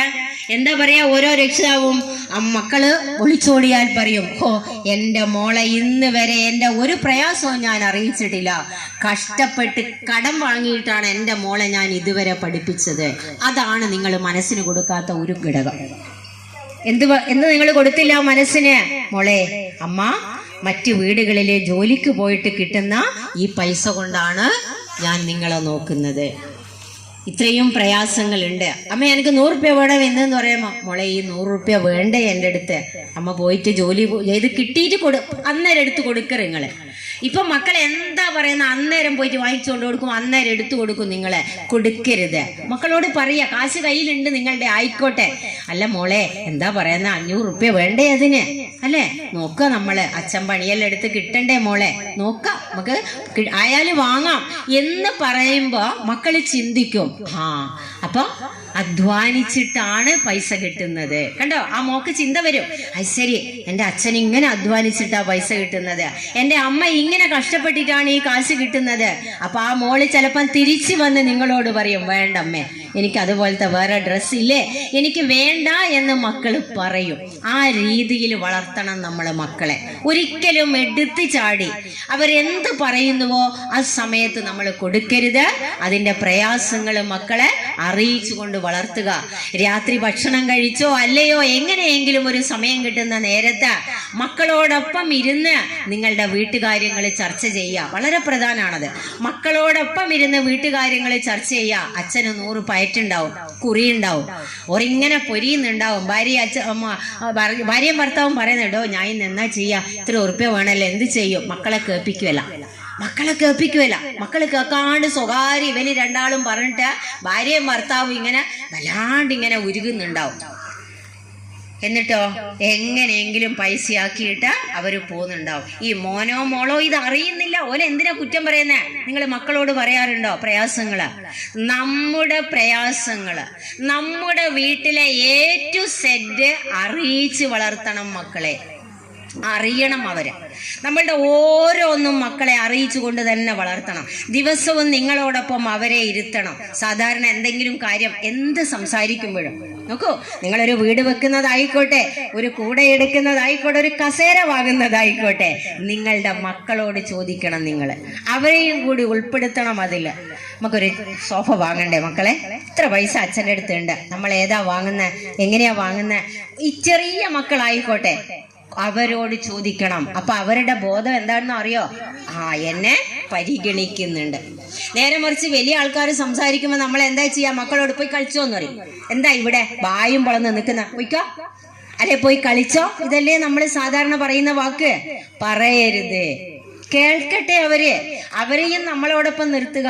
അവര് കേൾക്കട്ടെ നമ്മൾ എന്താണ് വീട്ടിൽ ചെയ്യാൻ പോകുന്നത്, എന്തൊക്കെയാണ് ഈ വീട്ടിൽ നടക്കുന്നത്, അച്ഛനും അമ്മയും അനുഭവിക്കുന്ന പ്രയാസങ്ങൾ എന്താണ് എന്നുള്ളത് ഓരോന്നും മക്കളെ അറിയിച്ചിട്ട് വളർത്താൻ അമ്മമാരും അച്ഛന്മാരും പ്രാപ്തരാകണം. എന്നാൽ ഒരിക്കലും നമ്മളെ വിട്ടുപോവില്ല നമ്മളുടെ മക്കള്. അത് വലിയൊരു ഘടകമാണത്. അവിടെയാണ് ഞാൻ പറഞ്ഞത് പരിഗണന. ഒരു ഇത്തിരി പോന്ന കുഞ്ഞും എന്താണ് ആഗ്രഹിക്കുന്നത്? പരിഗണനയാണ് ആഗ്രഹിക്കുന്നത്, വേറൊന്നുമല്ല. എന്നെ പരിഗണിക്കപ്പെടണം, അതാണ് ഓരോരുത്തരും ആഗ്രഹിക്കുന്നത്. അത് നമുക്ക് കൊടുക്കാൻ പറ്റണം. പങ്കുവെക്കല്, കുടുംബ ബന്ധങ്ങളുടെ ആണിക്കൽ എന്ന് പറയുന്നത് ഒന്ന് പരിഗണനയാണ്, രണ്ടാമത്തത് പങ്കുവെക്കലാണ്. എന്ത് പങ്കുവെക്കണം? നമ്മള് എല്ലാം പങ്കുവെക്കണം. നമ്മള് സന്തോഷം മാത്രല്ല, നോക്കൂ, സന്തോഷം മാത്രല്ല, ദുഃഖങ്ങളും പങ്കുവെക്കണം. എല്ലാം നമ്മൾ ഇങ്ങനെ ഇട്ട് സഹിക്കണോ? ഇതല്ലോ നമ്മളതല്ലേ ചെയ്യുന്നേ. ബാക്കി എല്ലാവരെയും സന്തോഷിപ്പിച്ചിട്ട് അമ്മമാരാ പ്രത്യേകിച്ചും നമ്മളിങ്ങനെ മനസ്സിലിട്ട് എല്ലാം സഹിക്കും. നേരെ മറിച്ച് അത് ഭർത്താവോട് പറഞ്ഞാൽ, മോനോട് പറഞ്ഞാൽ, മകളോട് പറഞ്ഞാൽ, സുഹൃത്തിനോട് പറഞ്ഞാൽ എന്തൊരു ആശ്വാസം ഉണ്ടാവും. നോക്കൂ, എന്തൊരു ആശ്വാസം ഉണ്ടാവും. നല്ലൊരു റിലാക്സ് കിട്ടും നമുക്കില്ലേ, നമുക്കൊന്ന് പൊട്ടിക്കരഞ്ഞാൽ. അതിനാണ് സാധാരണ ഈ മോട്ടിവേഷൻ ക്ലാസ്സിലൊക്കെ പറയും, എന്താണ്, ഒരു ചരിയാനൊരു ചുമലെന്ന് പറയും. എല്ലാവർക്കും ആവശ്യമാണ് നമുക്കൊന്ന് ചെരിയാനുള്ള ചുമല്. അതെല്ലാവർക്കും ഉണ്ടായി എന്ന് വരില്ല, അല്ലേ? ഇപ്പൊ ഒറ്റയ്ക്ക് ജീവിക്കുന്ന ആൾക്കാരുണ്ടാവും. അപ്പൊ അവിടെ നമ്മൾ കണ്ടെത്തണം നമുക്ക് നല്ലൊരു സുഹൃത്തിനെ. നമുക്ക് കണ്ടെത്തണം. നമ്മളുടെ സന്തോഷം പങ്കുവെക്കാൻ, നമ്മളുടെ ദുഃഖങ്ങൾ പങ്കുവെക്കാൻ, നമ്മളുടെ പ്രയാസങ്ങൾ പങ്കുവെക്കാൻ. അതിനാണ് ഈശ്വരൻ നമുക്ക് വലിയ 2 ചെവികൾ തന്നിരിക്കുന്നത്. കണ്ണിനടപ്പുണ്ട്, വായക്കടപ്പുണ്ട്. നോക്കൂ നിങ്ങള്, ചെവിക്കടപ്പില്ല, കാരണം കേൾക്കാനുള്ളതാണ് ചെവി. അതുകൊണ്ട് മറ്റുള്ളവരുടെ പ്രശ്നങ്ങളും പ്രയാസങ്ങളും സമയമില്ലെങ്കിലും കേട്ടുകൊടുക്കണം നിങ്ങൾ. കുടുംബത്തിലേത് മാത്രമല്ല, അയൽക്കാരുടേതും കേട്ടുകൊടുക്കണം. നമ്മളിലൂടെ അവർക്കൊരു ആശ്വാസം കിട്ടണം. അതിനാണ് ഈ 2 വലിയ ചെവി നമുക്ക് തന്നിരിക്കുന്നത്. എപ്പോഴും ഓപ്പണാണത്. എന്തും കേട്ടുകൊടുക്കണം നമ്മള്. അത് വലിയൊരു വ്യക്തിത്വത്തിന്റെ വലിയൊരു ഭാഗമാണ് ലിസണിങ് എന്ന് പറയും. ലിസണിങ് നമ്മളുടെ വ്യക്തിത്വത്തിന്റെ വലിയൊരു ഭാഗമാണ്, അല്ലേ? നമുക്ക് തന്നെ കാണുന്നില്ലേ, ചില ആൾക്കാരോട് നമുക്ക് വല്ലാത്തൊരു അടുപ്പവും സ്നേഹവും തോന്നില്ലേ, അല്ലേ? ചില ആൾക്കാരോട് നമ്മൾ എന്തും പറയും, അതേസമയം ചില ആൾക്കാരോടോ നമ്മളൊന്നും പറയില്ല. അവരുടെ ഒരു ക്യാരക്ടറിന്റെ പ്രത്യേകതയാണത്. ചില ആൾക്കാർക്ക് നല്ല ലിസണിങ് കപ്പാസിറ്റി ഉണ്ടാവും. ഇത് ഞാൻ പറയുന്നത് വീട്ടിലെ അംഗങ്ങളെ കൂടി വേണ്ട ഒരു കാര്യമാണ് ഞാൻ പറയുന്നത്. അപ്പൊ അവിടെ എന്താ പറയാ, പരിഗണന, പങ്കുവെക്കല്. അവിടെ എല്ലാം പങ്കുവെക്കുക. നമ്മള് എന്തൊന്നുണ്ടെങ്കിലും എല്ലാവർക്കും കൊടുക്കുന്ന ശീലം, പ്രത്യേകിച്ച് മക്കളില്. എന്തെങ്കിലും ഒന്ന് കിട്ടിയാൽ അതും കൈപ്പിടിച്ച് ഓടിക്കളയും മക്കള്. അന്നേരം മക്കൾക്ക് പറഞ്ഞു കൊടുക്കണം, മോനെ അത് മുറിച്ച് എല്ലാവർക്കും കൊടുക്കേ. ആ ശീലം പഠിപ്പിക്കണം മക്കളെ. പങ്കുവെക്കല് അതൊരു ഇത്തിരി പോന്ന മിഠായി ആണെങ്കിലും ഭാവിയിലത് കുട്ടികളുടെ മാനസിക നിലയെ വല്ലാതെ വിശാലമാക്കും. ഇതൊക്കെയാ നമ്മളുടെ മനസ്സിനെ വലുതാക്കുന്ന സാധനങ്ങളായത്. ചെറിയ കാര്യങ്ങളാണെങ്കിലും അത് ഭാവിയിൽ വലിയതായി മാറും. നല്ല ഒരു എന്താ പറയാ, സേവകനായി മാറും നമ്മുടെ മക്കള്. അപ്പോഴേ എല്ലാം പങ്കുവെക്കുക. വീട്ടിലുള്ള കാര്യങ്ങളെല്ലാം പങ്കുവെക്കുക. അതേപോലെ മക്കളെ സുഹൃത്തുക്കളെ പോലെ വളർത്താനായിട്ട് ശ്രമിക്കുക. സാധാരണ പറയും 5 വയസ്സ് വരെ നമ്മൾ മക്കളുടെ അടിമകളായിട്ട് ജീവിക്കണം, യജമാനന്മാരായിട്ട് ജീവിക്കണം, അല്ലേ? കുഞ്ഞു മക്കള് പറയുന്നേ നമുക്ക് കൊടുക്കേണ്ടി വരുന്നുണ്ട്, രക്ഷയില്ല. പക്ഷേ ഫോണ് കൊടുക്കല്ലേ, ഫോണ് കൊടുത്ത് മക്കളെ വളർത്തല്ലേ നിങ്ങള്, ഫോണ് കൊടുത്ത് ഭക്ഷണം കഴിപ്പിക്കല്ലേ നിങ്ങൾ മക്കളെ. പിന്നെ നമ്മൾ പറഞ്ഞിട്ട് കാര്യമില്ല. കുറച്ച് ബുദ്ധിമുട്ടണം, ബുദ്ധിമുട്ടണ്ടേ, കുറച്ച് ബുദ്ധിമുട്ടോ നമ്മള്, ഒരു പ്രശ്നവും ഇല്ല. മറ്റെന്തെങ്കിലും കാണിക്കുക അവരെ, അല്ലേ? പണ്ടത്തെ അമ്മ കുറച്ച് പാട്ടുകളെല്ലാം പഠിച്ചു വെക്കണം, ഇല്ലേ? കാക്കേനെയും കോഴീനെയും കുയിലിനെയും എല്ലാം വിളിച്ചിട്ടാണ് പണ്ടത്തെ അമ്മമാര് നമുക്കൊക്കെ ഭക്ഷണം തന്ന് ശീലിപ്പിച്ചത്. ആ മനസ്സാണ് നമ്മളുടേത്. നോക്കൂ, അയ്യൊരു മനസ്സ് നമുക്കെല്ലാം ഉണ്ട്, അല്ലേ? അവരെ കാണുമ്പോഴുള്ള ബഹുമാനവും സ്നേഹവും ഒക്കെ കടപ്പാടും ഒക്കെ നമുക്കുണ്ട്. ഇന്നത്തെ മക്കൾക്ക് ബഹുമാനമില്ല, സ്നേഹമില്ല, ആരോടും കമ്മിറ്റ്മെന്റ് ഇല്ല. നോക്കൂ, ഒരാളോടും ഇല്ല. ഞാൻ ഇങ്ങനെ വിചാരിക്കും ടീച്ചേഴ്സിനോട് മാത്രമാണോ എന്നുള്ള. അല്ല, വീട്ടിലും ഇല്ല. പല കുട്ടികളെയും ഞാൻ കണ്ടിട്ടുണ്ട്.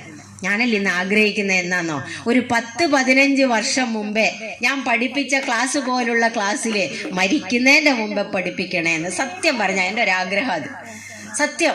എന്തൊരു മാറ്റാ ഇന്നത്തെ മക്കൾക്ക്. ഇന്നും ഞാൻ വലിയ കുട്ടികളെ പഠിപ്പിക്കുന്നുണ്ട്. എന്തൊരു മാറ്റാ മക്കൾക്ക് വന്നത്. അവർക്ക് ഒന്നിനോടും ഇല്ല കേട്ടോ, അവർക്ക് ഒന്നിനോടും ഒരു കമ്മിറ്റ്മെന്റ് ഇല്ല. എന്നിട്ടല്ലേ പിന്നെ ടീച്ചേഴ്സിനോട് ഉണ്ടാവാൻ? ഒന്നിനോടും ഇല്ല അവർക്ക്. എല്ലാം എന്താ പറയണ്ടേ, ഒരു നിസ്സംഗതയാണ് എല്ലാറ്റിനോടും. ആ ഒരു ഭാവമാണ് അവരിലുള്ളത്. കാരണം അവര് ഈ ഫോണിന്റെ അഡിക്റ്റാണ് അവര്. ശരിക്കും പറഞ്ഞിട്ട് കാര്യമില്ല, അതാണ് നമ്മൾ ഇന്ന് അവരെ കുറ്റം പറഞ്ഞിട്ട് കാര്യമില്ല. അപ്പൊ അവിടെയാണ് ഞാൻ പറയുന്നത്, ദയവ് ചെയ്തിട്ട് മക്കൾക്ക് കഥകൾ പറഞ്ഞു കൊടുക്കുക. ഇതെല്ലാം നമ്മളുടെ സംസ്കാരത്തിൽ ഒരുപാട് സംഭവങ്ങളുണ്ട്. ഇതൊന്നും നമ്മൾ വിട്ടുപോയിട്ടാണ് അല്ലേ? കുട്ടി കഥകൾ പറഞ്ഞു കൊടുക്കുക മക്കൾക്ക്. ഇന്നത്തെ കഥകളെല്ലാം മറ്റു പല കഥകളാണ്, പേടിപ്പിക്കുന്ന കഥകളാണ്. കുട്ടിക്കഥകൾ പറഞ്ഞു കൊടുക്കുക മക്കൾക്ക്. നമ്മളുടെ മഹാന്മാരൊക്കെ അങ്ങനെ വളർന്നതാണ്.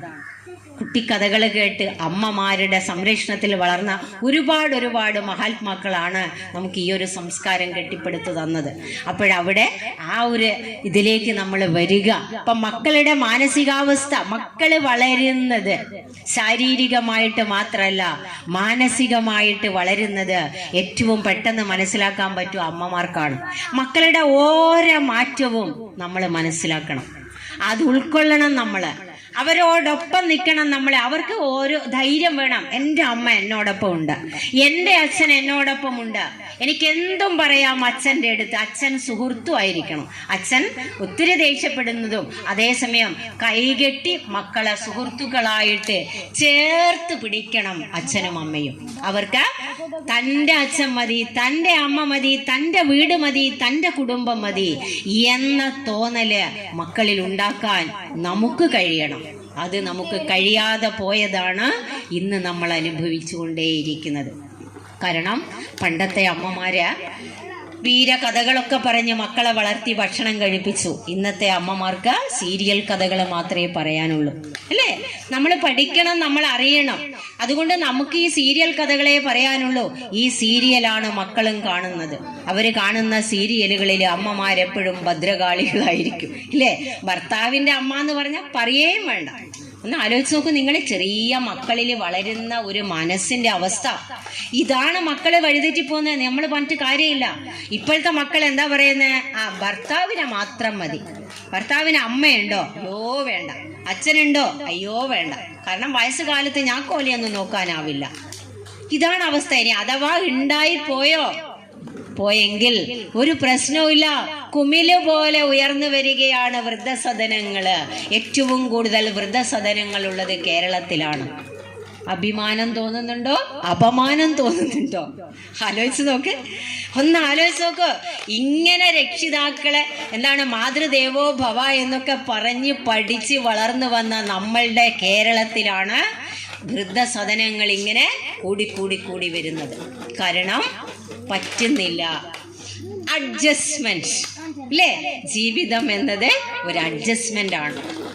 അത് പഴയ തലമുറക്കുണ്ടായിരുന്നു. അതുകൊണ്ട് 10-40 ആൾ ഒരൊറ്റ മുറിയിൽ കിടന്നുറങ്ങി. നേരത്തെ പറഞ്ഞില്ലേ, ഇവിടുത്തെ കോലായിൽ സ്ഥലമില്ലെങ്കിൽ ഈ മുറ്റത്ത് മാതൃഭൂമിയും മനോരമയും വിരിച്ചിട്ട് സുഖായിട്ട് കിടന്നുറങ്ങിയിട്ടുണ്ട് എത്രയോ ആൾക്കാര്. ഇന്ന് കിടന്നുറങ്ങോ നിങ്ങൾ? ഇന്ന് കിടന്നുറങ്ങോ? ഫാൻ ഇല്ലേ? ഇന്ന് ഉറങ്ങുമോ മക്കളെ ആലോചിക്കണം നിങ്ങൾ. പഴയ തലമുറയുടെ കഷ്ടപ്പാടുകള്. പക്ഷെ അവർക്കത് കഷ്ടപ്പാടായി തോന്നിയില്ല, അവരെ സന്തോഷിച്ചു. അതില്ലേ നോക്കൂ, തമാശയും പറഞ്ഞ അവരന്ന് ജീവിച്ചത്. നിങ്ങൾ തമാശ പറയാറുണ്ടോ? പണ്ടുള്ള പോലെ ഇരുന്ന് തമാശ പറയുമായിരുന്നു. ഇന്ന് തമാശകളില്ല. തമാശ പറയാൻ ആള് വേണ്ടേ? എങ്ങനെയാ ഉണ്ടാവുക? ഒരു വീട്ടിൽ ചെന്ന് നോക്കിയാൽ ശരിക്കും എനിക്ക് തോന്നും ഒരു ദ്വീപാണ് ഒരു വീട്. ചില സമയത്ത് നമ്മൾ പോയാൽ ഈശ്വര വരണ്ടേനോ ഇവിടെ, കഷ്ടമായി പോയി, ഒരിക്കലും ബുദ്ധിമുട്ടായി പോയി. നമ്മൾ സീരിയൽ കാണുന്ന നേരത്തല്ല ഏതെങ്കിലും വീട്ടിൽ ചെന്നെങ്കിൽ ഈശ്വര മെല്ലെ കണ്ടിക്കില്ലേങ്ങ് പോകുന്നയാളേനോ എന്ന് വിചാരിക്കലുണ്ട്. കാരണം നമ്മളെ ശപിക്കും അവരത്രയും ത്രില്ലിലായിരിക്കുന്നുണ്ടാവുക അല്ലേ? അപ്പം ഇന്നത്തെ വീടുകള് ദ്വീപുകളാണ്. ഇന്നൊരു വീട്ടിൽ 4 ആൾക്കാരുണ്ടെങ്കിൽ 4 മുറികൾ ഉണ്ടാവും അല്ലേ? പുറത്തുനിന്ന് നമ്മളെ കുടുംബം വരുമ്പോൾ വിചാരിക്കും കാറിൽ വന്ന് ഇറങ്ങുന്ന എന്തൊരു കുടുംബ കൊട്ടാരം പോലത്തെ ഒരു വീട്. കാറ് വന്ന് മുറ്റത്ത് നിൽക്കുന്ന അച്ഛനും അമ്മയും മക്കൾ ഇറങ്ങുന്ന എന്തൊരാൾക്കാർ, എന്തൊരു കുടുംബം. നമ്മള് പുറത്തു നിന്ന് അവരെ വീക്ഷിക്കും. അകത്ത് കയറി നോക്കണം നിങ്ങൾ എന്താണ് അവസ്ഥ. പുറത്തുനിന്ന് പോലും ചോലും എല്ലാം കെട്ടി സിനിമയെല്ലാം കണ്ട് ഭാര്യയും ഭർത്താവും എല്ലാം വന്നിട്ടുണ്ടാവും. അകത്ത് കയറിയാൽ അറിയാം എന്താണ് അവസ്ഥ. എന്തായിരിക്കും അവസ്ഥ? ഭർത്താവ് ഈ ഈ ഫോണും കൊണ്ട് ഒരു മൂലയിലുണ്ടാവും. മോളെ മുറിയിലേക്ക് പോകും, മകന്റെ മുറിയിലേക്ക് പോകും. അമ്മക്ക് ചിലപ്പോൾ എന്തെങ്കിലും പണിയുണ്ടേ ആടെ ഇവിടെയും ചുറ്റി നടന്നില്ലേ അമ്മയും ഇതും തോണ്ടിയിരിക്കുന്നുണ്ടാവും. 4 ദ്വീപുകള്. 4 ദ്വീപുകള്. അകലങ്ങൾ വരികയാണ് ഇന്ന് കുടുംബത്തില്. അകലങ്ങൾ കൂടിക്കൂടി വരികയാണ് ഇന്ന് കുടുംബത്തില്. നമ്മൾ അറിയാതെ അകന്നു പോകുന്നു. നമ്മള് ഈ സാധനം നമ്മളെ അകറ്റി അകറ്റി അകറ്റി അകറ്റി നിർത്തുകയാണ്. കുറെ ഗുണങ്ങളുണ്ട് കേട്ടോ, ഗുണങ്ങളില്ല എന്നല്ല ഞാൻ പറയുന്നത്, കുറെ ഗുണങ്ങളുണ്ട്. അതേസമയം നമ്മൾ അറിയാതെ നമ്മൾ അതില് പിടിച്ച് കെട്ടിപ്പോകുന്നു. നമ്മള് അവിടെ നഷ്ടപ്പെടുന്നത് കുടുംബ ബന്ധങ്ങളാണ്. നോക്കൂ, പറയേണ്ട സമയം നമുക്ക് നഷ്ടപ്പെട്ടു പോകുന്നു. അച്ഛനും അമ്മയും മക്കളെ ഇരുന്ന് സംസാരിക്കേണ്ട സമയം ഫോണിന്റെ മുന്നിലായി പോകുന്നു, ടിവിയുടെ മുന്നിലായി പോകുന്നു. ഓരോരുത്തർക്ക് ഉറക്കം വരുമ്പം പോയി കിടക്കുന്നു. ഭക്ഷണം ഓരോരുത്തർക്ക് തോന്നുമ്പോൾ എടുത്ത് കഴിക്കുന്നു. ഇതാണ് നമ്മുടെ ജീവിതത്തിന് പറ്റിയ, കുടുംബ സങ്കല്പത്തിന് പറ്റിയ ഏറ്റവും വലിയ ആഘാതം. ഈ ആഘാതത്തിൽ നിന്ന് നമുക്ക് രക്ഷപ്പെടണം. അതിനെന്താ മാർഗം എന്നതാണ് ഞാൻ അടുത്തതായിട്ട് പറയുന്നത്. അതിനൊന്നേ മാർഗമുള്ളൂ. നമ്മളുടെ ജീവിതത്തെ ചിട്ടപ്പെടുത്തുക, കുടുംബത്തെ നമ്മളോടൊപ്പം ചേർത്ത് പിടിക്കുക, എല്ലാവർക്കും പരിഗണന കൊടുക്കുക, സ്നേഹം കൊടുക്കുക, പങ്കുവെക്കുക, എല്ലാവരെയും ചേർത്ത് പിടിച്ചുകൊണ്ട് മുന്നോട്ട് പോകാൻ വേണ്ടി ശ്രമിക്കുക. അതേസമയം ഇന്ന് എല്ലാവരും ജോലി ചെയ്യുന്ന ആൾക്കാരാണ് ഒരു കുടുംബത്തില്, അച്ഛനായാലും അമ്മയായാലും. ഇപ്പം ജോലിക്ക് പോകുമ്പോഴ് ഒരുപാട് പ്രശ്നങ്ങൾ ജോലി സ്ഥലത്തുണ്ടാകും. ഇപ്പൊ ജോലി കഴിഞ്ഞ് തിരിച്ചു വരുന്ന സമയത്ത് നമ്മള് ജോലിക്കാരനായിട്ടല്ല വീട്ടിൽ കയറേണ്ടത്, വീട്ടിലെ അംഗമായിട്ടാണ്. അത് ഭാര്യയായാലും ഭർത്താവായാലും. കാരണം ചിലപ്പോഴെന്താ ഉണ്ടാവുക, പൊട്ടിത്തെറിക്കും ഇല്ലേ? ജോലിയും കഴിഞ്ഞ് വരുന്ന വരത്തിൽ ഒരുപാട് പ്രശ്നങ്ങളും കൊണ്ടാ ഭർത്താവ് വരുന്നുണ്ടാവുക. അന്നേരമായിരിക്കും ഭാര്യ, അല്ലാന്ന് നിങ്ങൾ തക്കാളി വാങ്ങിക്കില്ലേ, ഓളിയൊരു തക്കാളി തക്കാളി വേറെ ഒന്നും പറയാനില്ലേ ചോദിച്ചാൽ അന്നേരം ചിലപ്പം ഭയങ്കരമായിട്ട് നമ്മളോട് വഴക്കിടും. സംഭവം എന്താണ്? അയാളുടെ മനസ്സ് ഓഫീസിലാണ് അല്ലെ ജോലി സ്ഥലത്താണ്. അപ്പൊ ആ ജോലി സ്ഥലത്തെ പ്രശ്നങ്ങൾ നമ്മൾ എന്ത് ചെയ്യണം? ദയവ് ചെയ്ത് അവിടെ ഇട്ടേച്ച് പോരണം. നമ്മളുടെ പ്രശ്നങ്ങൾ വീടാണ് നമ്മളുടെ ഏറ്റവും വലിയ പ്രധാനം. വീട് കഴിഞ്ഞിട്ട്, കുടുംബം കഴിഞ്ഞിട്ടേ നമുക്ക് എന്തുള്ളൂ. അതുകൊണ്ട് പുറത്തുള്ള പ്രശ്നങ്ങള് അവിടെ ഇട്ടേച്ച് പോരുക. വീട്ടിൽ കയറി വരുമ്പോഴ് ഗൃഹനാഥനായിട്ട്, വീട്ടിലെ അംഗമായിട്ട് കയറി വരുക, ഭാര്യയായാലും ഭർത്താവായാലും. ഇത് പറയുമ്പോഴേ ഞാനൊരു ഓ ഓ ഓ ഓ ശരാ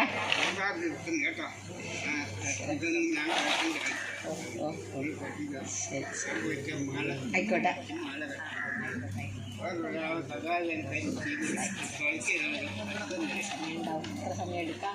എത്ര സമയം എടുക്കാം അതിനനുസരിച്ച് ഞാൻ ചുരുക്കും.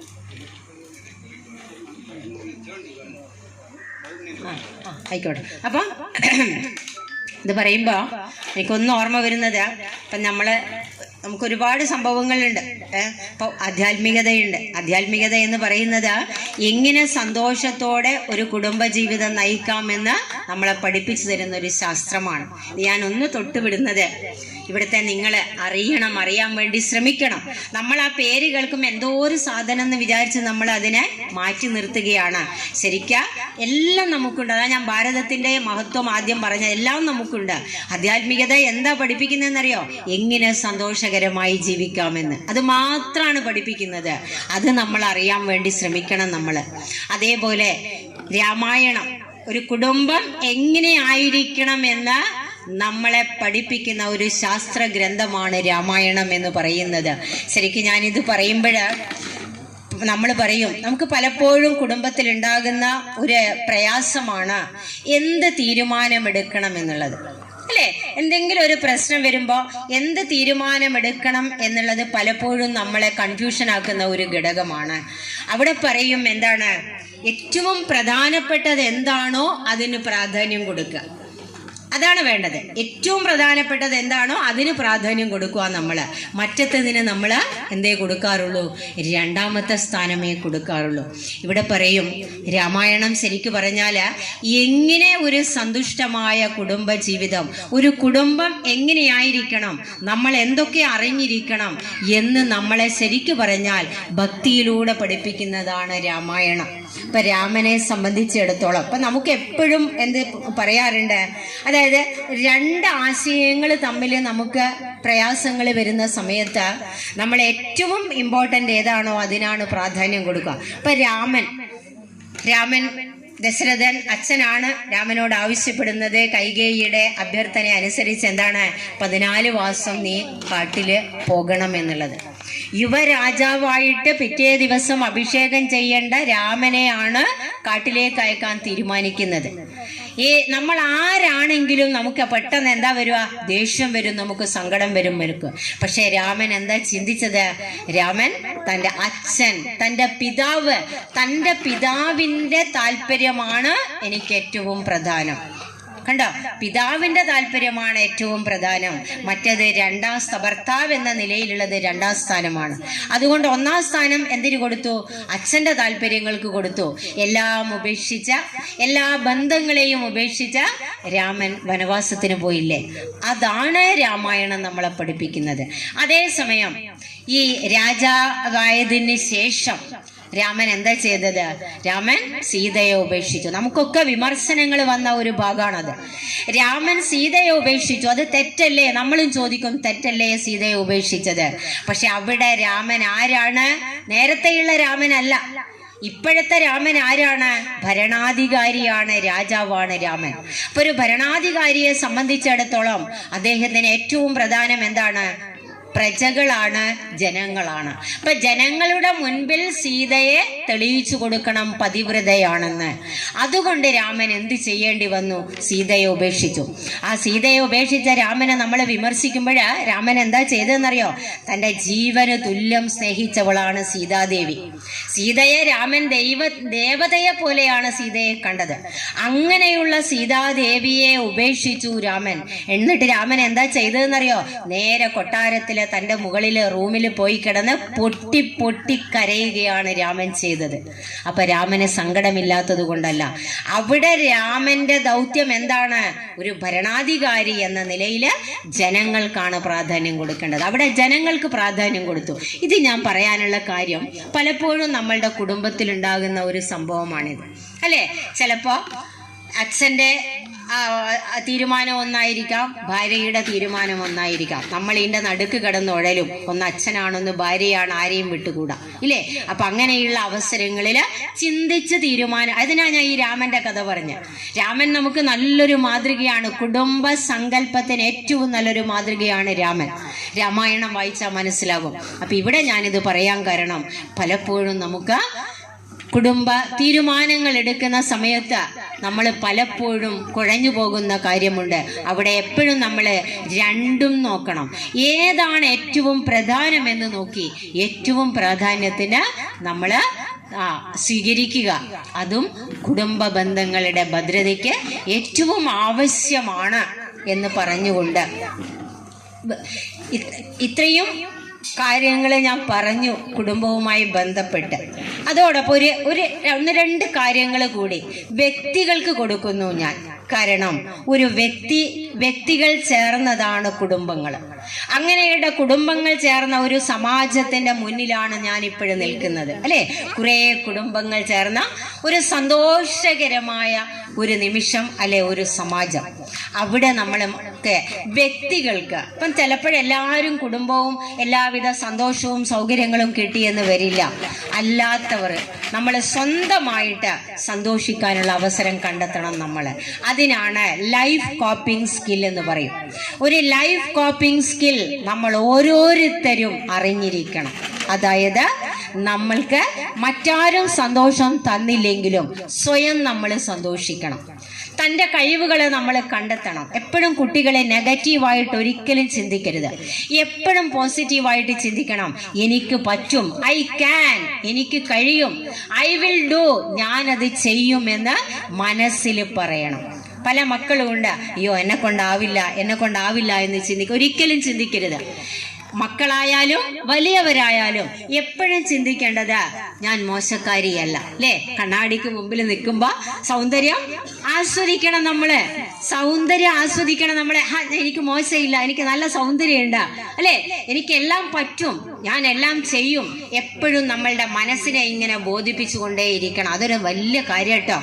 എന്നാൽ ഇൻഫീരിയോറിറ്റി ഉണ്ടാവില്ല, സുപ്പീരിയോറിറ്റിയാണ് നമുക്ക് വേണ്ടത്. അപ്പം നമ്മൾ സ്വയം സന്തോഷിക്കുക. അതിനു വേണ്ടി നമ്മൾ സമയം കണ്ടെത്തുക. നമ്മളുടെ സന്തോഷമാണ് നമുക്ക് വലുത്. ചിന്തിക്കണം, സ്ത്രീകൾ പൊതുവെ ഇങ്ങനെ ഉരുകി ഉരുകി മറ്റുള്ളവർക്ക് പ്രകാശം പകർന്ന് ജീവിക്കുന്നവരാണ്. പ്രകാശം കൊടുത്തു നിങ്ങൾ, അതേസമയം നമ്മൾ സന്തോഷിക്കണം. നിങ്ങൾക്ക് സന്തോഷമുള്ളതിന് സമയം പാട്ട് കേൾക്കാനാണെങ്കിൽ അത്, ചെടി നടാനാണെങ്കിൽ അത്, ഇനി പച്ചക്കറിക്കാണെങ്കിൽ അത്, പുറത്തു പോകാനാണെങ്കിൽ അത്, എന്തിലാണോ നമുക്ക് സന്തോഷം കിട്ടുക അത് നമ്മൾ കണ്ടെത്തണം. അല്ലാണ്ട് വെറുതെ മുരടിച്ചു പോകരുത്. നമ്മൾ ഒരിക്കലും മുരടിച്ചു പോകാനുള്ളതല്ല ഈ ഒരു പൂമ്പാറ്റയുടെ എന്ന് പറയേണ്ട ഒരു കുഞ്ഞു ജീവിതമാണ് നമുക്കുള്ളത്. ആ കുഞ്ഞു ജീവിതം എങ്ങനെയെല്ലാം സന്തോഷിക്കാം? കുടുംബത്തോടൊപ്പം. ഞാൻ പറയുന്നു, കുടുംബത്തോടൊപ്പം എങ്ങനെ സന്തോഷിക്കാം? അത് നമ്മൾ ചിന്തിച്ചു കൊണ്ടേയിരിക്കണം. സ്വയം നമ്മളെ സന്തോഷത്തിന് വേണ്ടി അവസരം നമ്മൾ കണ്ടെത്തണം. നമുക്ക് മറ്റൊരാൾ നമുക്ക് അനുമോദിച്ചില്ല എങ്കിൽ നമ്മൾ സ്വയം അനുമോദിക്കണം.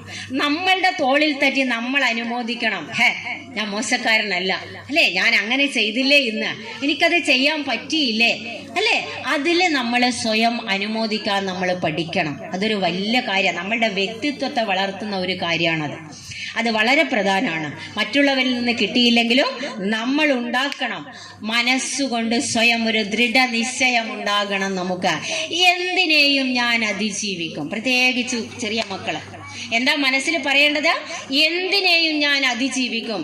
അതിനുള്ള കരുത്തുണ്ടാക്കിയെടുക്കുക, അതിനുള്ള ഒരു മനസ്സുണ്ടാക്കിയെടുക്കുക.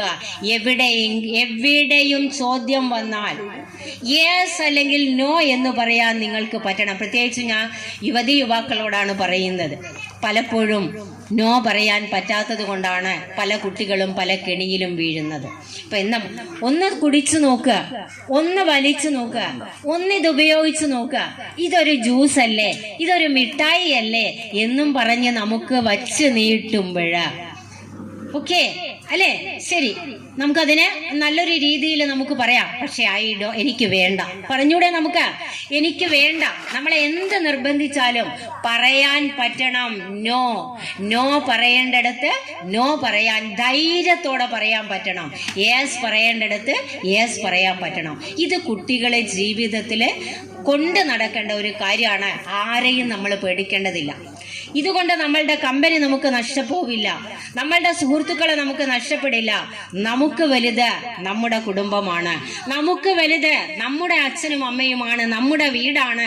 ബാക്കിയൊക്കെ നമ്മൾ പിന്നീട് കണ്ടതാണ്. അതിനെ അതായിട്ട് കാണാൻ നമുക്ക് കഴിയണം. അതുകൊണ്ട് ഒരിക്കലും നിങ്ങൾ വേണ്ടാതെ തലകുനിക്കേണ്ട ആവശ്യമില്ല. തല ഉയർത്തി നടക്കാൻ വേണ്ടി പഠിക്കുക, തൻ്റെ ഇടത്തോടെ അതിജീവിക്കാൻ വേണ്ടി പഠിക്കുക. ഒന്നുകൂടെ ഞാൻ പറയാണ്, പലപ്പോഴും എല്ലാ രക്ഷിതാക്കളും ഇന്ന് ആഗ്രഹിക്കുന്നത് എൻ്റെ മകൻ അല്ലെങ്കിൽ എൻ്റെ മകൾ ഫസ്റ്റ് റാങ്ക് നേടണം, ക്ലാസ്സിൽ ഫസ്റ്റ് ആയിരിക്കണം, എവിടെയും ഫസ്റ്റ് ആയിരിക്കണം, ഫുൾ A+ ആയിരിക്കണം. ഇതാണ് ഇന്നത്തെ രക്ഷിതാക്കളുടെ എന്താ പറയണ്ടേ, ഞാൻ അത്യാഗ്രഹമെന്നോ എന്താ പറയണ്ടേ എനിക്കറിയില്ല. ശരിയാണ്, നമ്മളോട് ആഗ്രഹിച്ചു പോകും. ആഗ്രഹിക്കണം എന്നല്ലേ പറയാ. കുന്നോളം ആഗ്രഹിച്ചാലേ കുന്നിക്കുരുവോളം കിട്ടുമെന്ന് പറയും. പക്ഷേ നിങ്ങളുടെ മക്കളോട് A+, ഫുൾ A+ വാങ്ങണം എന്ന് പറയുന്നതോടൊപ്പം തന്നെ നിങ്ങൾ പഠിപ്പിക്കണം. എന്താ? വിജയത്തെ മാത്രമല്ല പരാജയത്തെ നേരിടാനും മക്കളെ പഠിപ്പിക്കണം.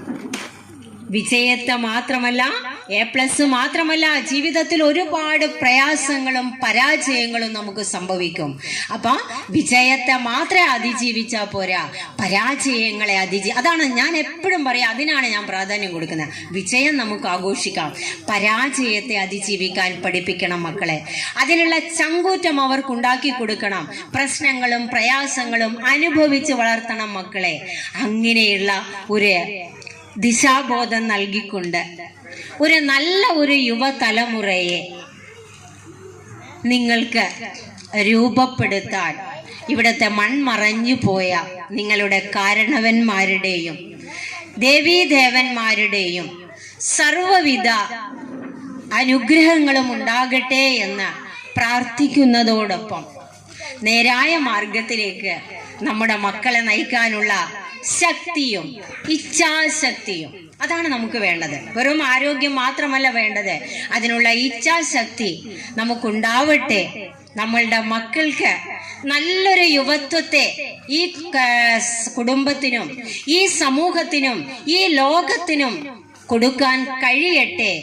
അടുത്ത തലമുറയെ നയിക്കാനുള്ള നല്ല ഒരു യോദ്ധാക്കളായിട്ട് നമ്മുടെ തലമുറ വളരട്ടെ എന്ന് മാത്രം ആശംസിച്ചുകൊണ്ട് ഇത്രയും നേരം എന്നെ ശ്രവിച്ച എൻ്റെ മുന്നിലിരിക്കുന്ന എല്ലാ കുടുംബാംഗങ്ങൾക്കും സ്നേഹത്തിൻ്റെ ഭാഷയിൽ എൻ്റെ നന്ദി അറിയിച്ചുകൊണ്ട് എനിക്ക് ഈ ഒരവസരം തന്ന ഇതിന് പിന്നിൽ പ്രവർത്തിച്ചവർക്ക് കൂടി നന്ദി രേഖപ്പെടുത്തിക്കൊണ്ട് ഇവിടുത്തെ എല്ലാ കാരണവന്മാരെയും ഓർമ്മിച്ചുകൊണ്ട് എൻ്റെ ഈ വാക്കുകൾ ഞാൻ ഈ കുടുംബത്തിൻ്റെ മുന്നിൽ എന്താ പറയണ നിർത്തുന്നു, അല്ലെ പ്രണമിക്കുന്നു. നന്ദി, നമസ്കാരം.